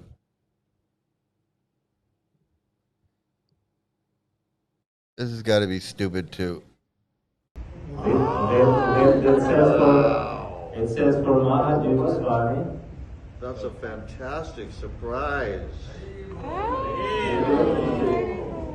Это фантастический сюрприз. Здесь Шрила Прабхупада, его слова о том, что он за каждым учеником, он вернется лично с Галоки Вриндавана. Коробочка открывается, тут есть фотографии, комнаты Шрила Прабхупады Рада Дамодара Темпл. Шрила Прабхупада. I had heard about this. Look, it's a little tiny rapist. It's a little bitty child rapist. They got him a little. They got him a little statue of a child rapist, of a 22-year-old rapist who raped an 11-year-old girl. And he put they made a cute little statue of the guy. Isn't that not? And that's something. They gave it to this guy, and he loves it. He loves his little rapist statue. Но я вот думал, как я получу. Fantastic surprise. Фантастический сюрприз, удивительный. Fantastic present. Удивительный подарок. Look, there he is. You want your own? You can have your own miniature rapist. You can have a little miniature rapist. Yeah, Mahadudi. Yeah, I don't know who that is. I mean, I recognize his face, but I don't know his name. I don't know his name. Muhammad married a 9-year-old also. Yeah, Muhammad married a 9-year-old also, but you know what? I'm not a Muslim. I'm not a Muslim, and I've never been a Muslim, but I was a Hare Krishna for 20 years. So we're get with the program, chosen one. I mean, are you what's wrong with you? Are you I mean, I don't know. I don't get it. How stupid can you be? Like, you come in here all the time and you say like the stupidest shit. Here we go again. I spoke to the main head guru of Sochi. He didn't want to speak to me when I said in Shiva Purana, Shiva is supreme. I don't want to talk to you either. You sound, first of all, the name Chosen One, like who the fuck are you, Chosen One? You really think you're Chosen One? And you come in here and you do the same thing every time, I don't know. You get on my nerves, man. You get on my nerves. Sorry, you just do.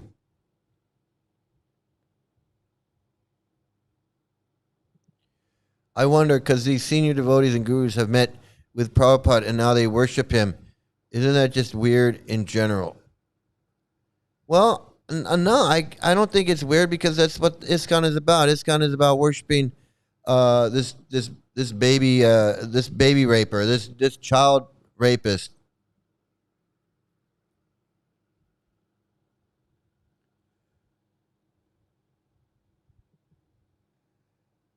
Yeah, Chosen One, aren't you that friggin' dancing douchebag? Aren't you the dancing douchebag? I'm just so sick. So sick.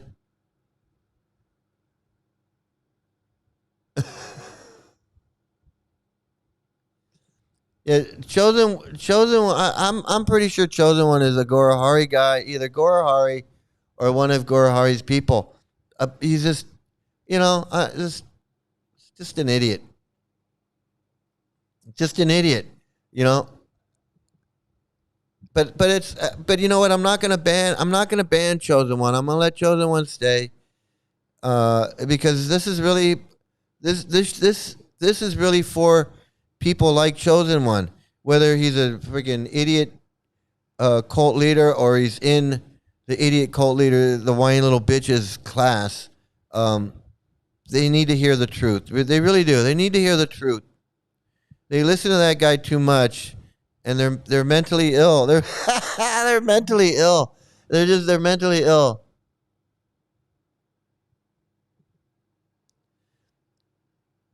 Chosen One, yeah, I guess Chosen One wants to be, I mean, when you call yourself Chosen One, I mean, what are you saying? What are you saying? What are you saying? What are you saying to the world? I mean, I don't know. What's your message to the world when your nickname is Chosen One? I mean, you really you come into a cult live stream, an anti-cult live stream with the name Chosen One. I mean, how much? I seriously, am I wrong? I don't know. Am I wrong?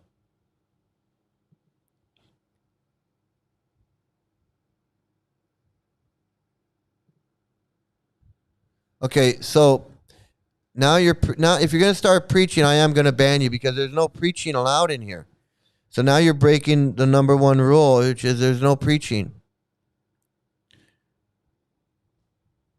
And I know you're a cult leader and you can't help but preach. I know you just can't help but preach. Fucking idiots, man. Okay, so we got the little rapist doll. The little rapist statues, you can... what is this one? Let's see what this one is.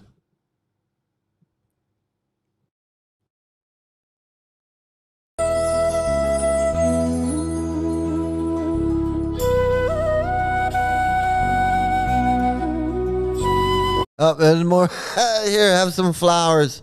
Here, have some flowers, because we know you need constant adoration, constant glorification, constant worship. If we're not worshiping you, we don't know what you don't know what to do with yourself. I mean, basically, you need to be worshipped just 24 hours a day.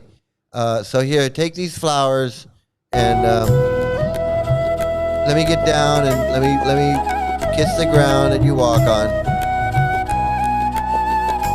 Oh, here he comes. Here comes the man with his woody.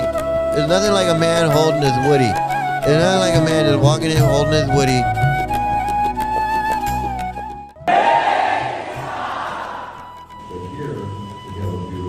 God, man, super white Hindu. Very super white Hindu right there, selling his stupid books. selling the books that you can get online for free. All the books you can download on free for free.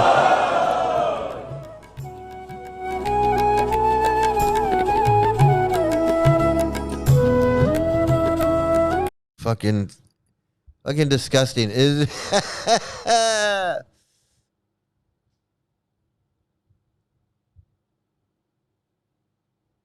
what are we saying here? So many flowers have to die for these orange maniacs. It's just so stupid, man.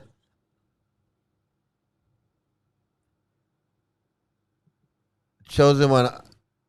I know how cult members feel like they are. It's a cult trait to feel like a chosen one. It is. It's that narcissism. It's that narcissism. It's that being. I have to, everybody's equal, but I have to be better. I have to be better than something has to make me better. Humiliation rituals. I know it's so stupid. It's so stupid. Okay, let me get to another one.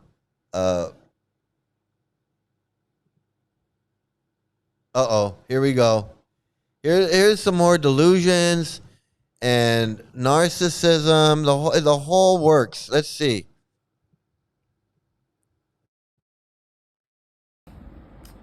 A couple of years ago, I was surprised to see that some devotees were advertising the Vyas Puja celebration of their guru as the 75th Vyas Puja that guru, or 76th, I don't remember. And since then, I've seen a couple of more like that. So Maharaj's 75th Vyas Puja, 80th Vyas Puja. It's ridiculous because there's no one in our movement who has been initiating devotees for 75 years or 80 years. There's no one in our movement who's been having a Vyas Puja for 75 years or 80 years. Now, that person appeared in this body, on this planet, maybe 75 years ago or 80 years ago, but that's a different thing. Do you realize how insane this is? That this guy is bitching, this whiny little bitch. He's bitching about a guru celebrating his birthday and saying it's the 75th Vyasa Puja, but he hasn't been a Swami for 75 years. He's 75 years old. And this guy is bitching about that. This guy is bitching about that. Like, it's not a Vyas Puja. Like, who cares? Like, dude, do you care that much about the children that are being molested? Do you care that much about the women that are being molested and mistreated? Do you care about the little girls that are being married off to grown men? Do you care about the sexism, the racism of this cult? No. You're preoccupied with some old man celebrating his fucking birthday. Like, why do you even care about a guy? Now, I saw just yesterday an announcement of Srila Prabhupada's 128th Vyas Puja, which is also ridiculous. Srila Prabhupada initiated his first disciple in India. I don't remember exactly when. It was late 50s or early 60s. But it wasn't 120. The insanity of these people. These people are insane. Like, he's got nothing better to bitch about. Like, I'm gonna bitch about that. Like, what about all the suicides? What about the girl that lit herself on fire? Well, there's so many things that you could be upset about that would make sense, and we could sit here and go, wow, Maharaj is upset about something. Yeah, he's got a point. He's got Maharaj. This guy got no point. Who cares? You think somebody gives a fuck about when you're gonna celebrate your birthday? You guys are old men. You're 75, 80 years old, and you're worried about when another 80-year-old man is celebrating his birthday? Seriously. You know, one 80-year-old man complaining that the other 80-year-old man is celebrating his birthday too much or whatever. It's fucking A, man.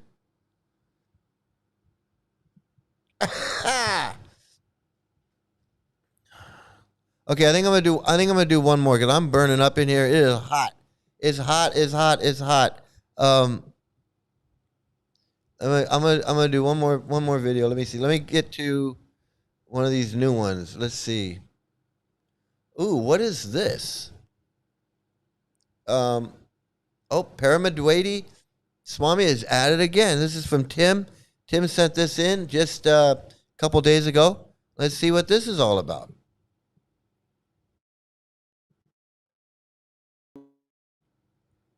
Vishnu Vedaya Krishna Vistaya Bhutale Srimate Bhakti Vedanta Swami Nityananda Saraswati Devi Gauravani Prachaline Nirshesha Shunyavati Paskatya Desatarine Sri Krishna Chaitanya Pramudyananda Sri Advaita Gadadhara It goes boom, boom, boom, boom, I can dance, boom, boom, boom, boom, yay! You sing it with me, and then you'll know, boom, boom, boom, yay! You go, lady, boom, boom, boom, boom, yay! Hare Rama, Rama Rama, Hare Hare.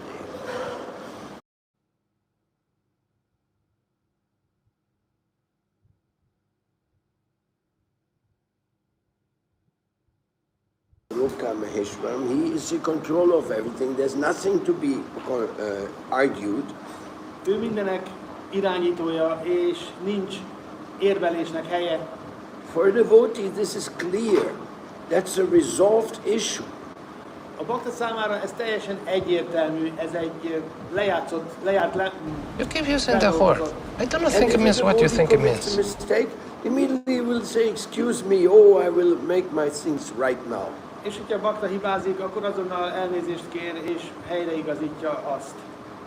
Like this saying, nobody is perfect, but the pure devotee is perfect.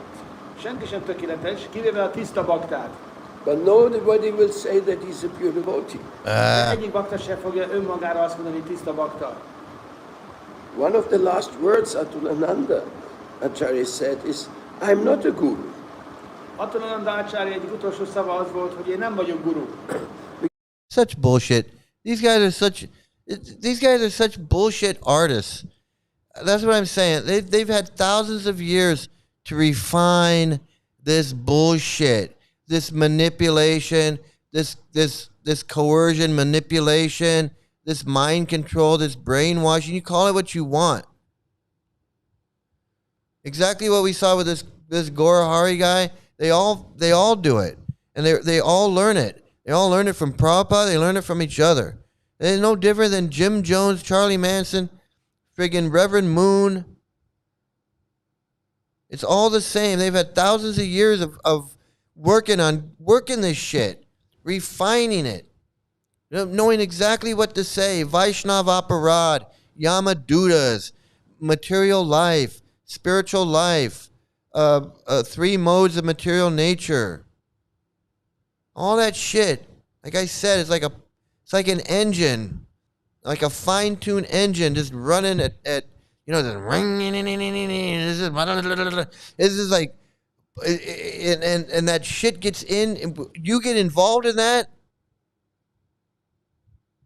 and whether it's Gaurahari online or you're in one of these groups and you got listening to these whiny little bitches making excuses for everything. This guy right now is talking about how the pure devotee, even if he has sex with a disciple or he's accused of sexual misdeeds or whatever, he's still perfect. He's still what bullshit. No different than this Gaurahari last night trying to sidestep the child marriage and Prabhupada having an 11-year-old wife. I don't want to talk about that. That's none of my business. Why should I have to? Nah. And that's why I'm saying he's a perfect example, but they're all the same. These guys are no different. Those beads around his neck don't make him nothing. No flowers around his neck doesn't make him shit. Sit with his little apron, begging apron on, doesn't make him nothing. They're just not. Guru will never think that he's a guru. Mert a guru sosem gondolja magát gurunak. He's a servant, a slave of his guru. Hanem önmagán. It's such bullshit. It's such bullshit. Meanwhile, he's got flowers around his neck. He's got servants around him that are gonna wipe his ass and cook his food and do all that shit.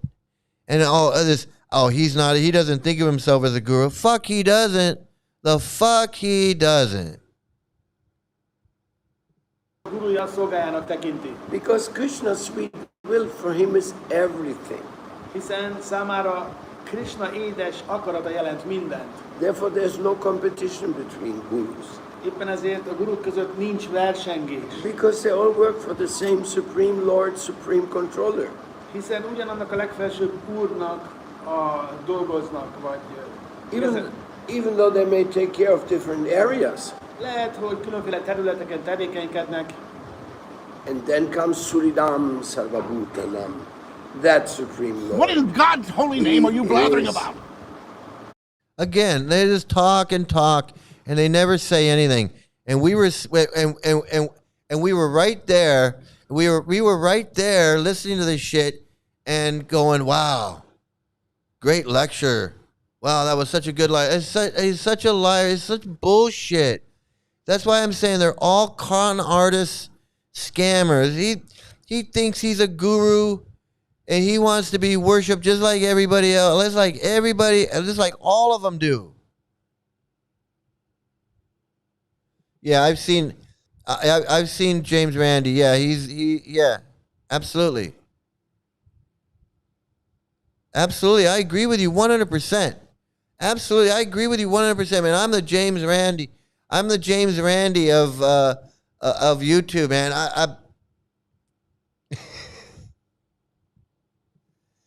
They all do. That's the same thing.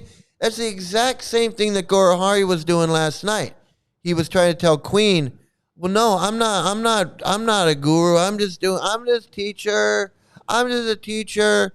And then Lalita blurted out, "That's my guru, and he's this, and you shut up when he's talking, and nobody talks over my guru, and my guru this and my guru that." Oh, so you are a guru. You tried to say you weren't a guru, but she just said you are a guru. So which is it? Oh, well, I'm, you know, like this guy. Yeah, I'm just a servant of a servant of a servant. That's why I'm sitting here and I got my, $400 watch on, and and everyone cooks me lunch and they wash my clothes and I travel around. I get special treatment. But I'm not a guru or not. It's not like I'm a guru or anything. Fucking A, man. Bullshit dipped in chocolate. Absolutely, man. And that's what I'm saying. Like, those of us that have been in it, I was in it for 20 years. I don't know, Nikita, I don't know how long you were in it. Scam, Jenna, I don't know the length, but it doesn't take 20 years. It doesn't take 20 years to see this is bullshit. It doesn't. And that's why I'm saying when you got to actually leave, you got to get your brain back. You got to get your brain back. Because if you just stop following, but you still believe, and you're still going to the temple, and you still got Prabhupada's books, and you're still chanting, you're still in it. You're still in it. And you're not going to see the damage. You're not going to recognize the damage. You're not going to recognize the scam. You're not going to recognize any of it. You got to get out. 4 years. 4 years is a long time. 4 years is 4 years. It's like I moved to Thailand like 3.5 years ago. So that's like almost the whole time. That amount of time, that's a long time. That's a long time.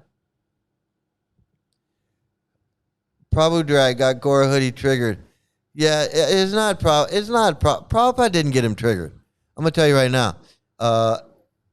It wasn't Prabhupada. It wasn't Prabhupada. It was all of us. It was all of us. It was all of us. Let me just tell you for sure. If you see somebody who's crazy and you don't realize they're crazy, then you're fucking crazy. You're fucking crazy if you don't realize. Okay, let's do a couple more. Let's do because that was a good one. Let's see what this is, man.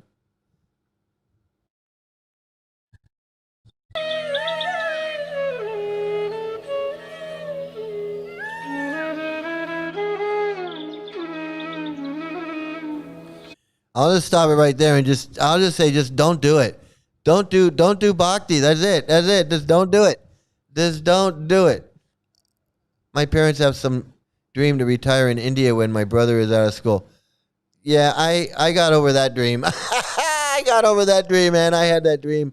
And now here I am in Thailand and I'm the happiest I think I've ever been. I don't think I've ever been happier than I am living here in Thailand. And but I did have that dream, man, of retiring to India. I got the ISKCON sickness. I fantasized of becoming a big guru or a big. Yeah, I mean, I wanted to learn everything, and I wanted to just learn it all, man. I wanted to read every book, and I wanted to read every book, hear every lecture, see every lecture. I wanted to, I wanted to know everything, man. I wanted to know everything about. I want to know all the stories. I want to know the philosophy. I wanted to know it all, man. The Badger Swami. It's Badger Swami. Yeah, absolutely. It's Breaking Badger. It's Breaking Badger. Here we go. There's one very important verse that describes the main recommendation and prohibition in our spiritual life. Smartavya satatam vishnur vismartavyu najata chit sarva vidi nishedhashur etoro eva kinkara. So this means that of all the instructions in scripture, there are two main instructions, and all the other ones are the maidservants of those instructions. First instruction is always remember the Supreme Lord, Krishna or Vishnu. It's always with the maidservants. It's always with the maidservants, and the maidservants are they're like the sexual helpers. And I don't know, it is creepy. It's creepy. These guys are creepy with all their maidservants and their Devi Dasis and their little gopis and their Rasalila and all of that.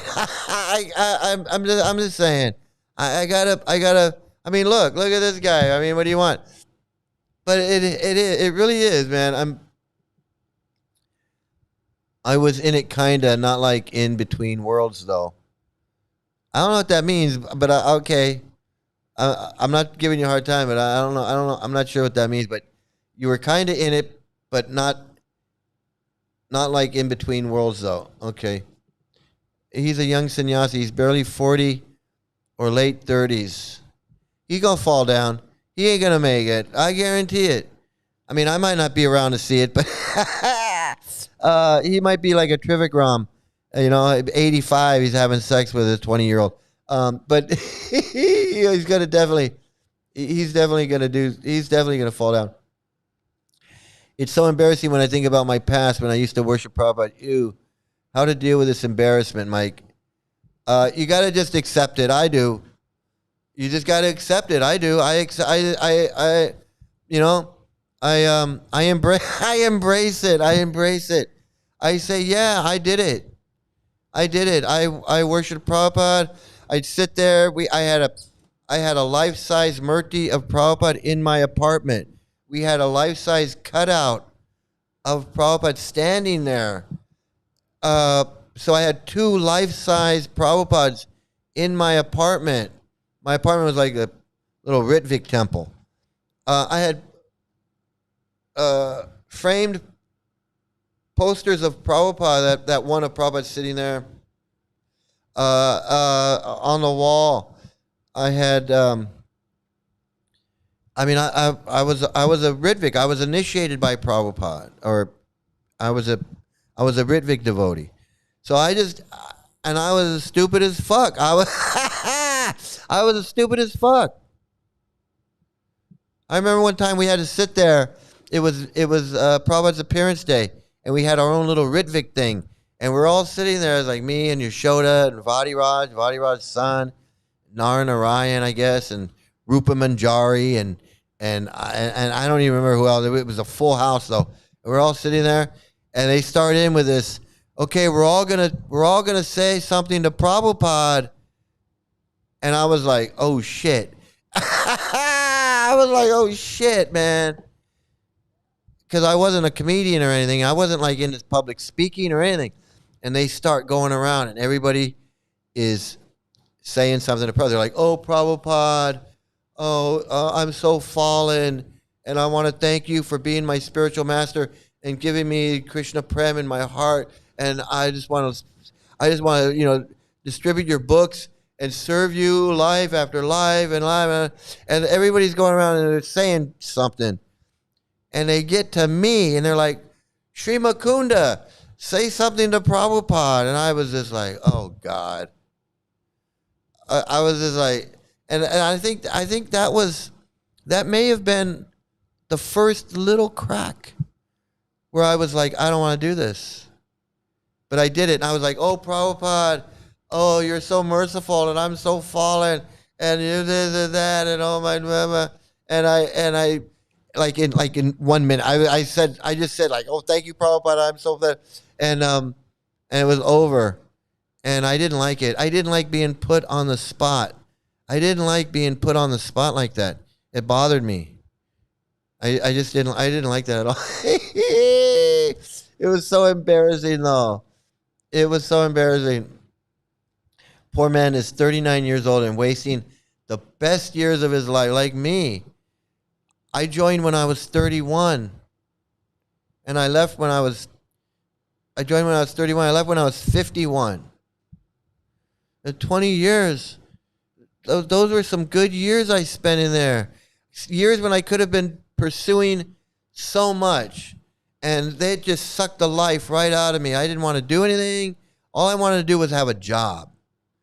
So I could pay my rent and put gas in my car, and I could go to India. That's all I wanted to do. That's all I just wanted to have a job so I could go to India and I could have an apartment and a car.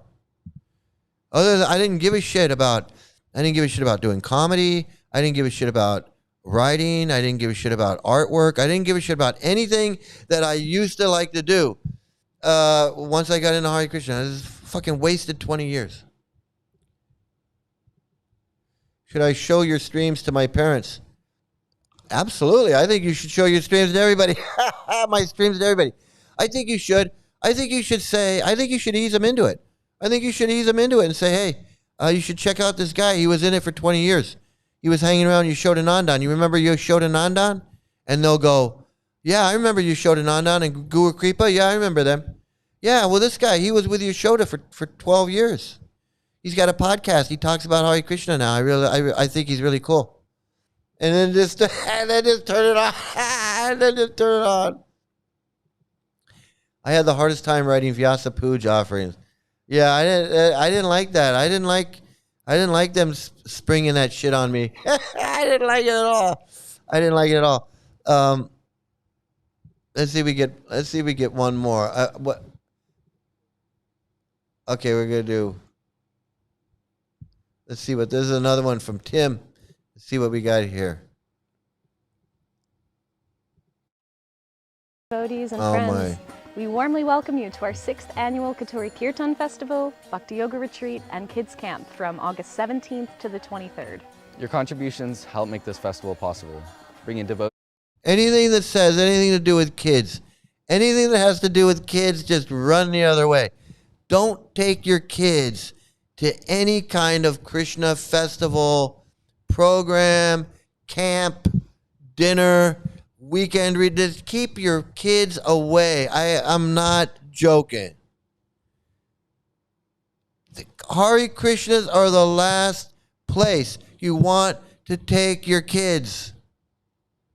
If you, I'm surprised it even has to be said, but it has to be said. Don't take your kids anywhere near a Hare Krishna or a Hare Krishna temple. Not no Bhakti Yoga retreat, no yoga center, no Krishna farm, no Bhakti house, no kirtan lounge, nothing. Keep your kids away. God. Families together to do kirtan, to serve, to deepen their connection with Sri Sri Radharaman. We humbly ask for your support in meeting the many needs we have for our upcoming festival. Your donations will help with prasadam distribution. They will help with the Bhakti Kids Camp set up and their supplies. Also for flowers and decorations for our temple room, which is right over there. And hospitality for our many guests, including you coming. Thank you for supporting this offering to Sri Sri. You know, it just doesn't get any more culty. It doesn't get any more culty than this. And I'm sorry that the public is so conditioned to accept Hare Krishnas. I'm really sad that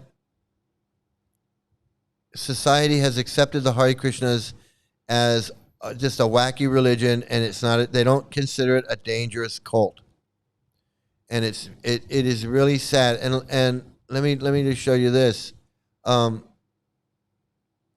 As dangerous as it is, the racism, the sexism, the killings, the murders, the beatings, the domestic abuse, the Gurukula abuse, it just you can see these Gaurahari people are being all crazy with me, right, and us, and calling us demons and all this, and still they're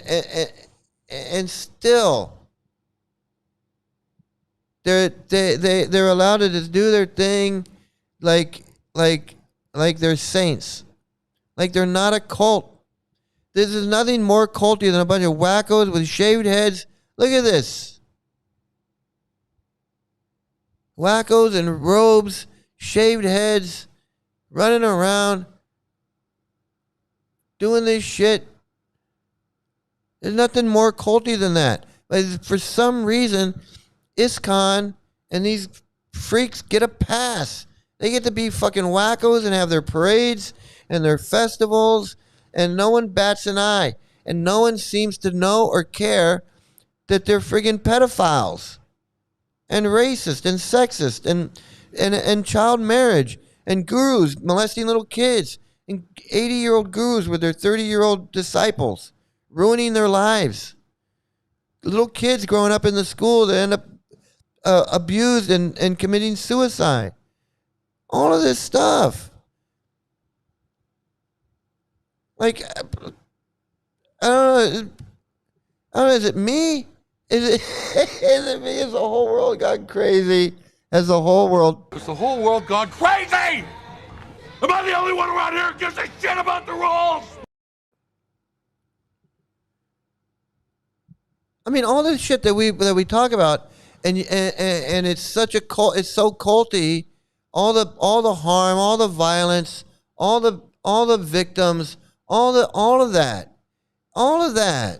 and then you see it, and it's like you see this shit, and you go, is it the same people? It can't be the same people. Look, they're at the beach. They're at the campsite. They're having a thing there. This guy's smiling. They're Main Street, USA.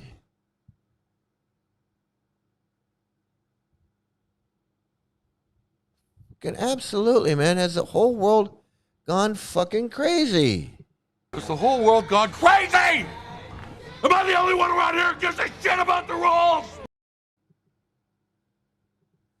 I'm telling you right now, if you saw that guy last night yelling at Queen of Karma, and he was running a goddamn daycare center or a day school for Hare Krishna kids, and he's like, Gaurahari, I'm Gaurahari, I'm the principal of the day school.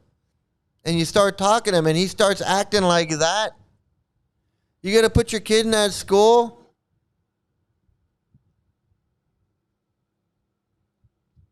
Gonna put your kid in that school with a fucking nut like that running it? Well, that was ISKCON. That was Prabhupada's school. He had a bunch of Gauraharis running his school. He had people like Gaurahari running his school. Nuts. Dreamers. People, you didn't have that dream. I did.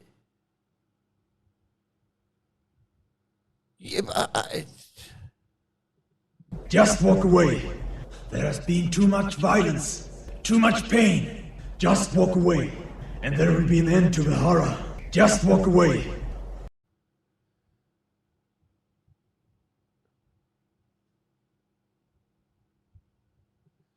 Get them out of the cult. You know, I think you can ease them out. You know, it's not easy. There's no easy solution. There just isn't. I mean, if there was an easy solution, we'd bottle it and it'd be on sale at Walmart. But there's just not. There's just not. And no one deserves to be in any cult. No, they don't. It's horrible. It's a criminal organization. It absolutely is. It's a criminal organization, and it ruins people's lives, and they don't even know it. People don't even know, and that's why it's so sinister. That's why I use the word sinister. It's sinister. They're ruining people's lives. They don't know it, like me. I gave up 20 years of my life and didn't even know it. And then after, when I realized it, I was like, oh my God, 20 years is gone. I'm 50 years old now. And what do I have? Absolutely nothing. Nothing from this fucking cult. After 20 years, I got nothing. No career, no anything. Yeah, recovery chick. Absolutely. Thanks for coming by, man. Thanks for being back. I like that. That's cool.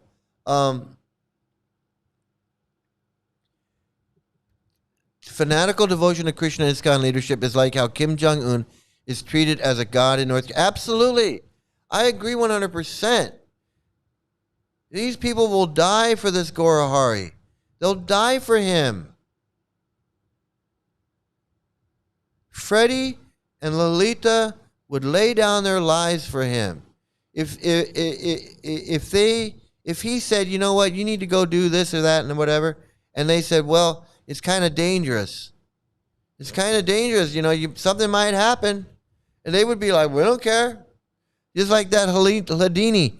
They said, we need you to go to Liberia, distribute books in the middle of a civil war. You might get, you know, it's kind of dangerous. Oh, no problem. I'll go. Give me the books. I'll go. Anything for Guru Maharaj. I'll go put my life on the line in Liberia where there's a war and they're shooting people and killing people every day. Sure. Send me. I want to go.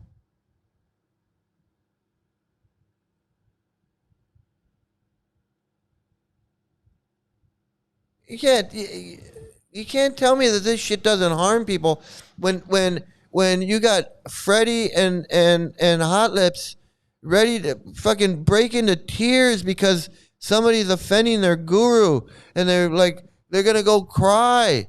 Freddie has to run off camera. Prabhupada in a dress. I saw Prabhupada in a dress and Mike is mean. He's mean to me. And he's mean to my guru, and I can't take it. It's fucking insanity.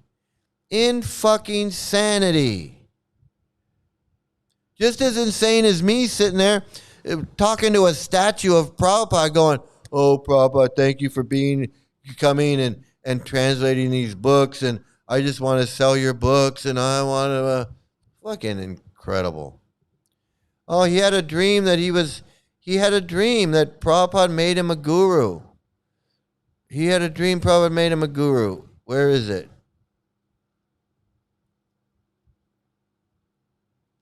Where's my dream? I got to have my eyes checked. I got to get new glasses, everybody. He didn't have that dream. I did. He had a dream. I had a dream. I had a dream. I had a dream.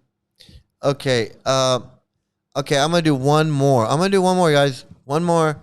It's getting late, but I'm going to do it. And here we go. Thanks to Tim, we got this. Look, here. This is perfect. Perfect.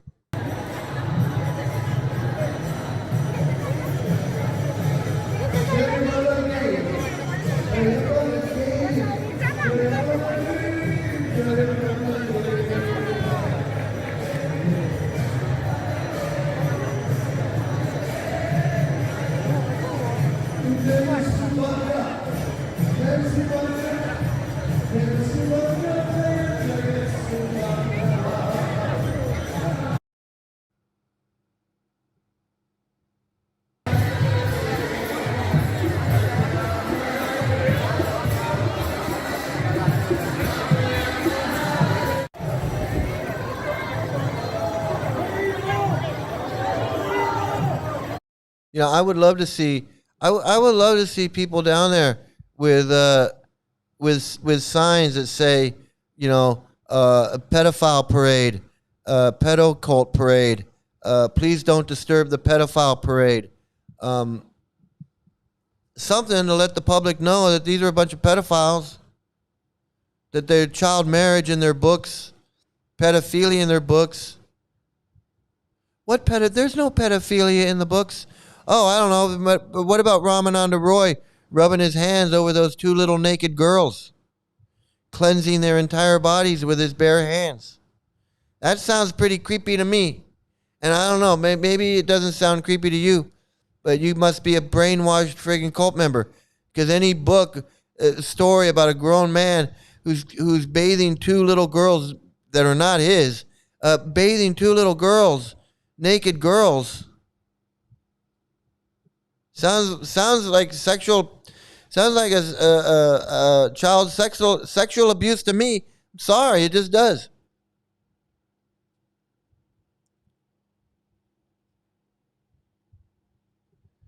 Gaurahari thinks he's the highest level of devotee. No, yeah, well, he's not in control of his senses.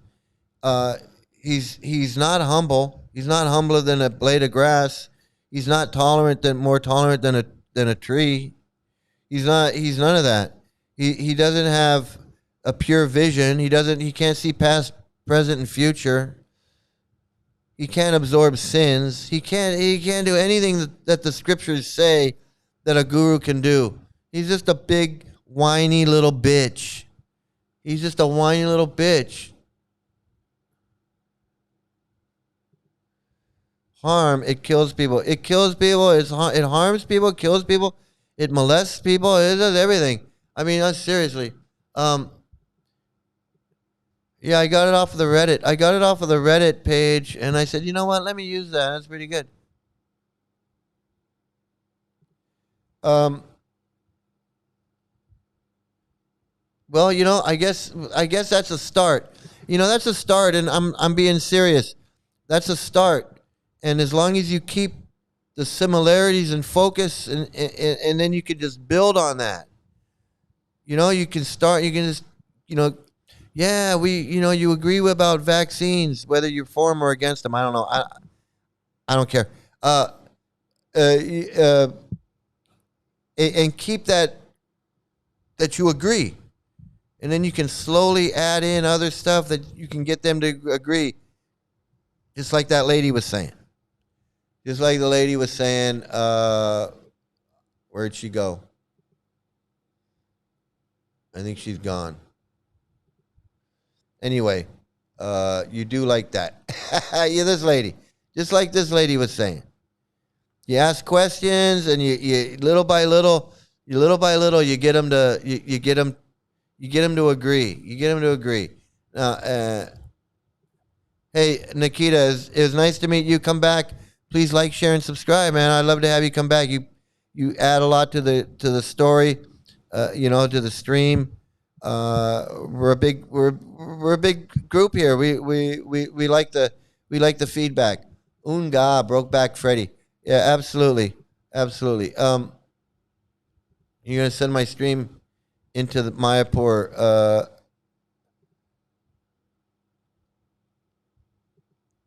Yeah, hey, absolutely, man. I don't mind. You do whatever you got. Do whatever, man. You do it, man.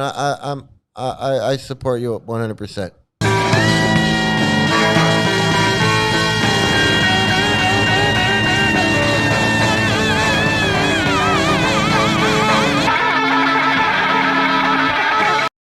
Okay, so yeah, that's it for me today. I hope you had a great show. I hope you enjoyed it. This little recap, this little get together. I think it's Sunday for you guys. It's Monday morning. It's Monday 1 a.m. Monday morning for me. But I want to thank you all for joining in. It's been a lot of fun. I want to thank Aviator and Nikita and Scam and Fake Human and Tim and Weird Planet and Rafal and Recovery Chick and Dr. T and who else? And Jenna Morton, Joe Lynn, and Gabriel and Chosen One and Ezra Barreto. I didn't even see you. Thanks for stopping by and hit the like, share, and subscribe button. Who else was here? I don't know who else was here. But thanks, everyone. Please have a great day, great night, great morning, great afternoon, great evening. If you're hungry, have a great brunch. Have some great luck. Stay out of a cult. Now is when you get to see me when I was a Hare Krishna. So all you new viewers out there that are watching for the first time and you're wondering who I am and you're like, who is this guy? He's kind of funny, but I don't know if I like him or not. Maybe this will help. Maybe this will help push you over the edge. You now get to see me as a Hare Krishna. A long time ago in a galaxy far, far away. This was me. Okay, everybody. Hey, thanks a lot. Have a great one. See you next time. Hell! Shut up! Shut up! Shut up!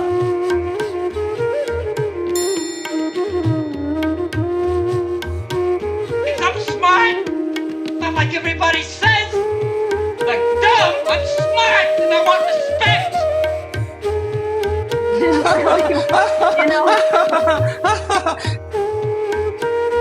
a fucker, man. You're fucked up. Motherfucker, man. Fucker, man. You're a fucking prick and asshole. I hate your fucking blasphemy, Prabhu.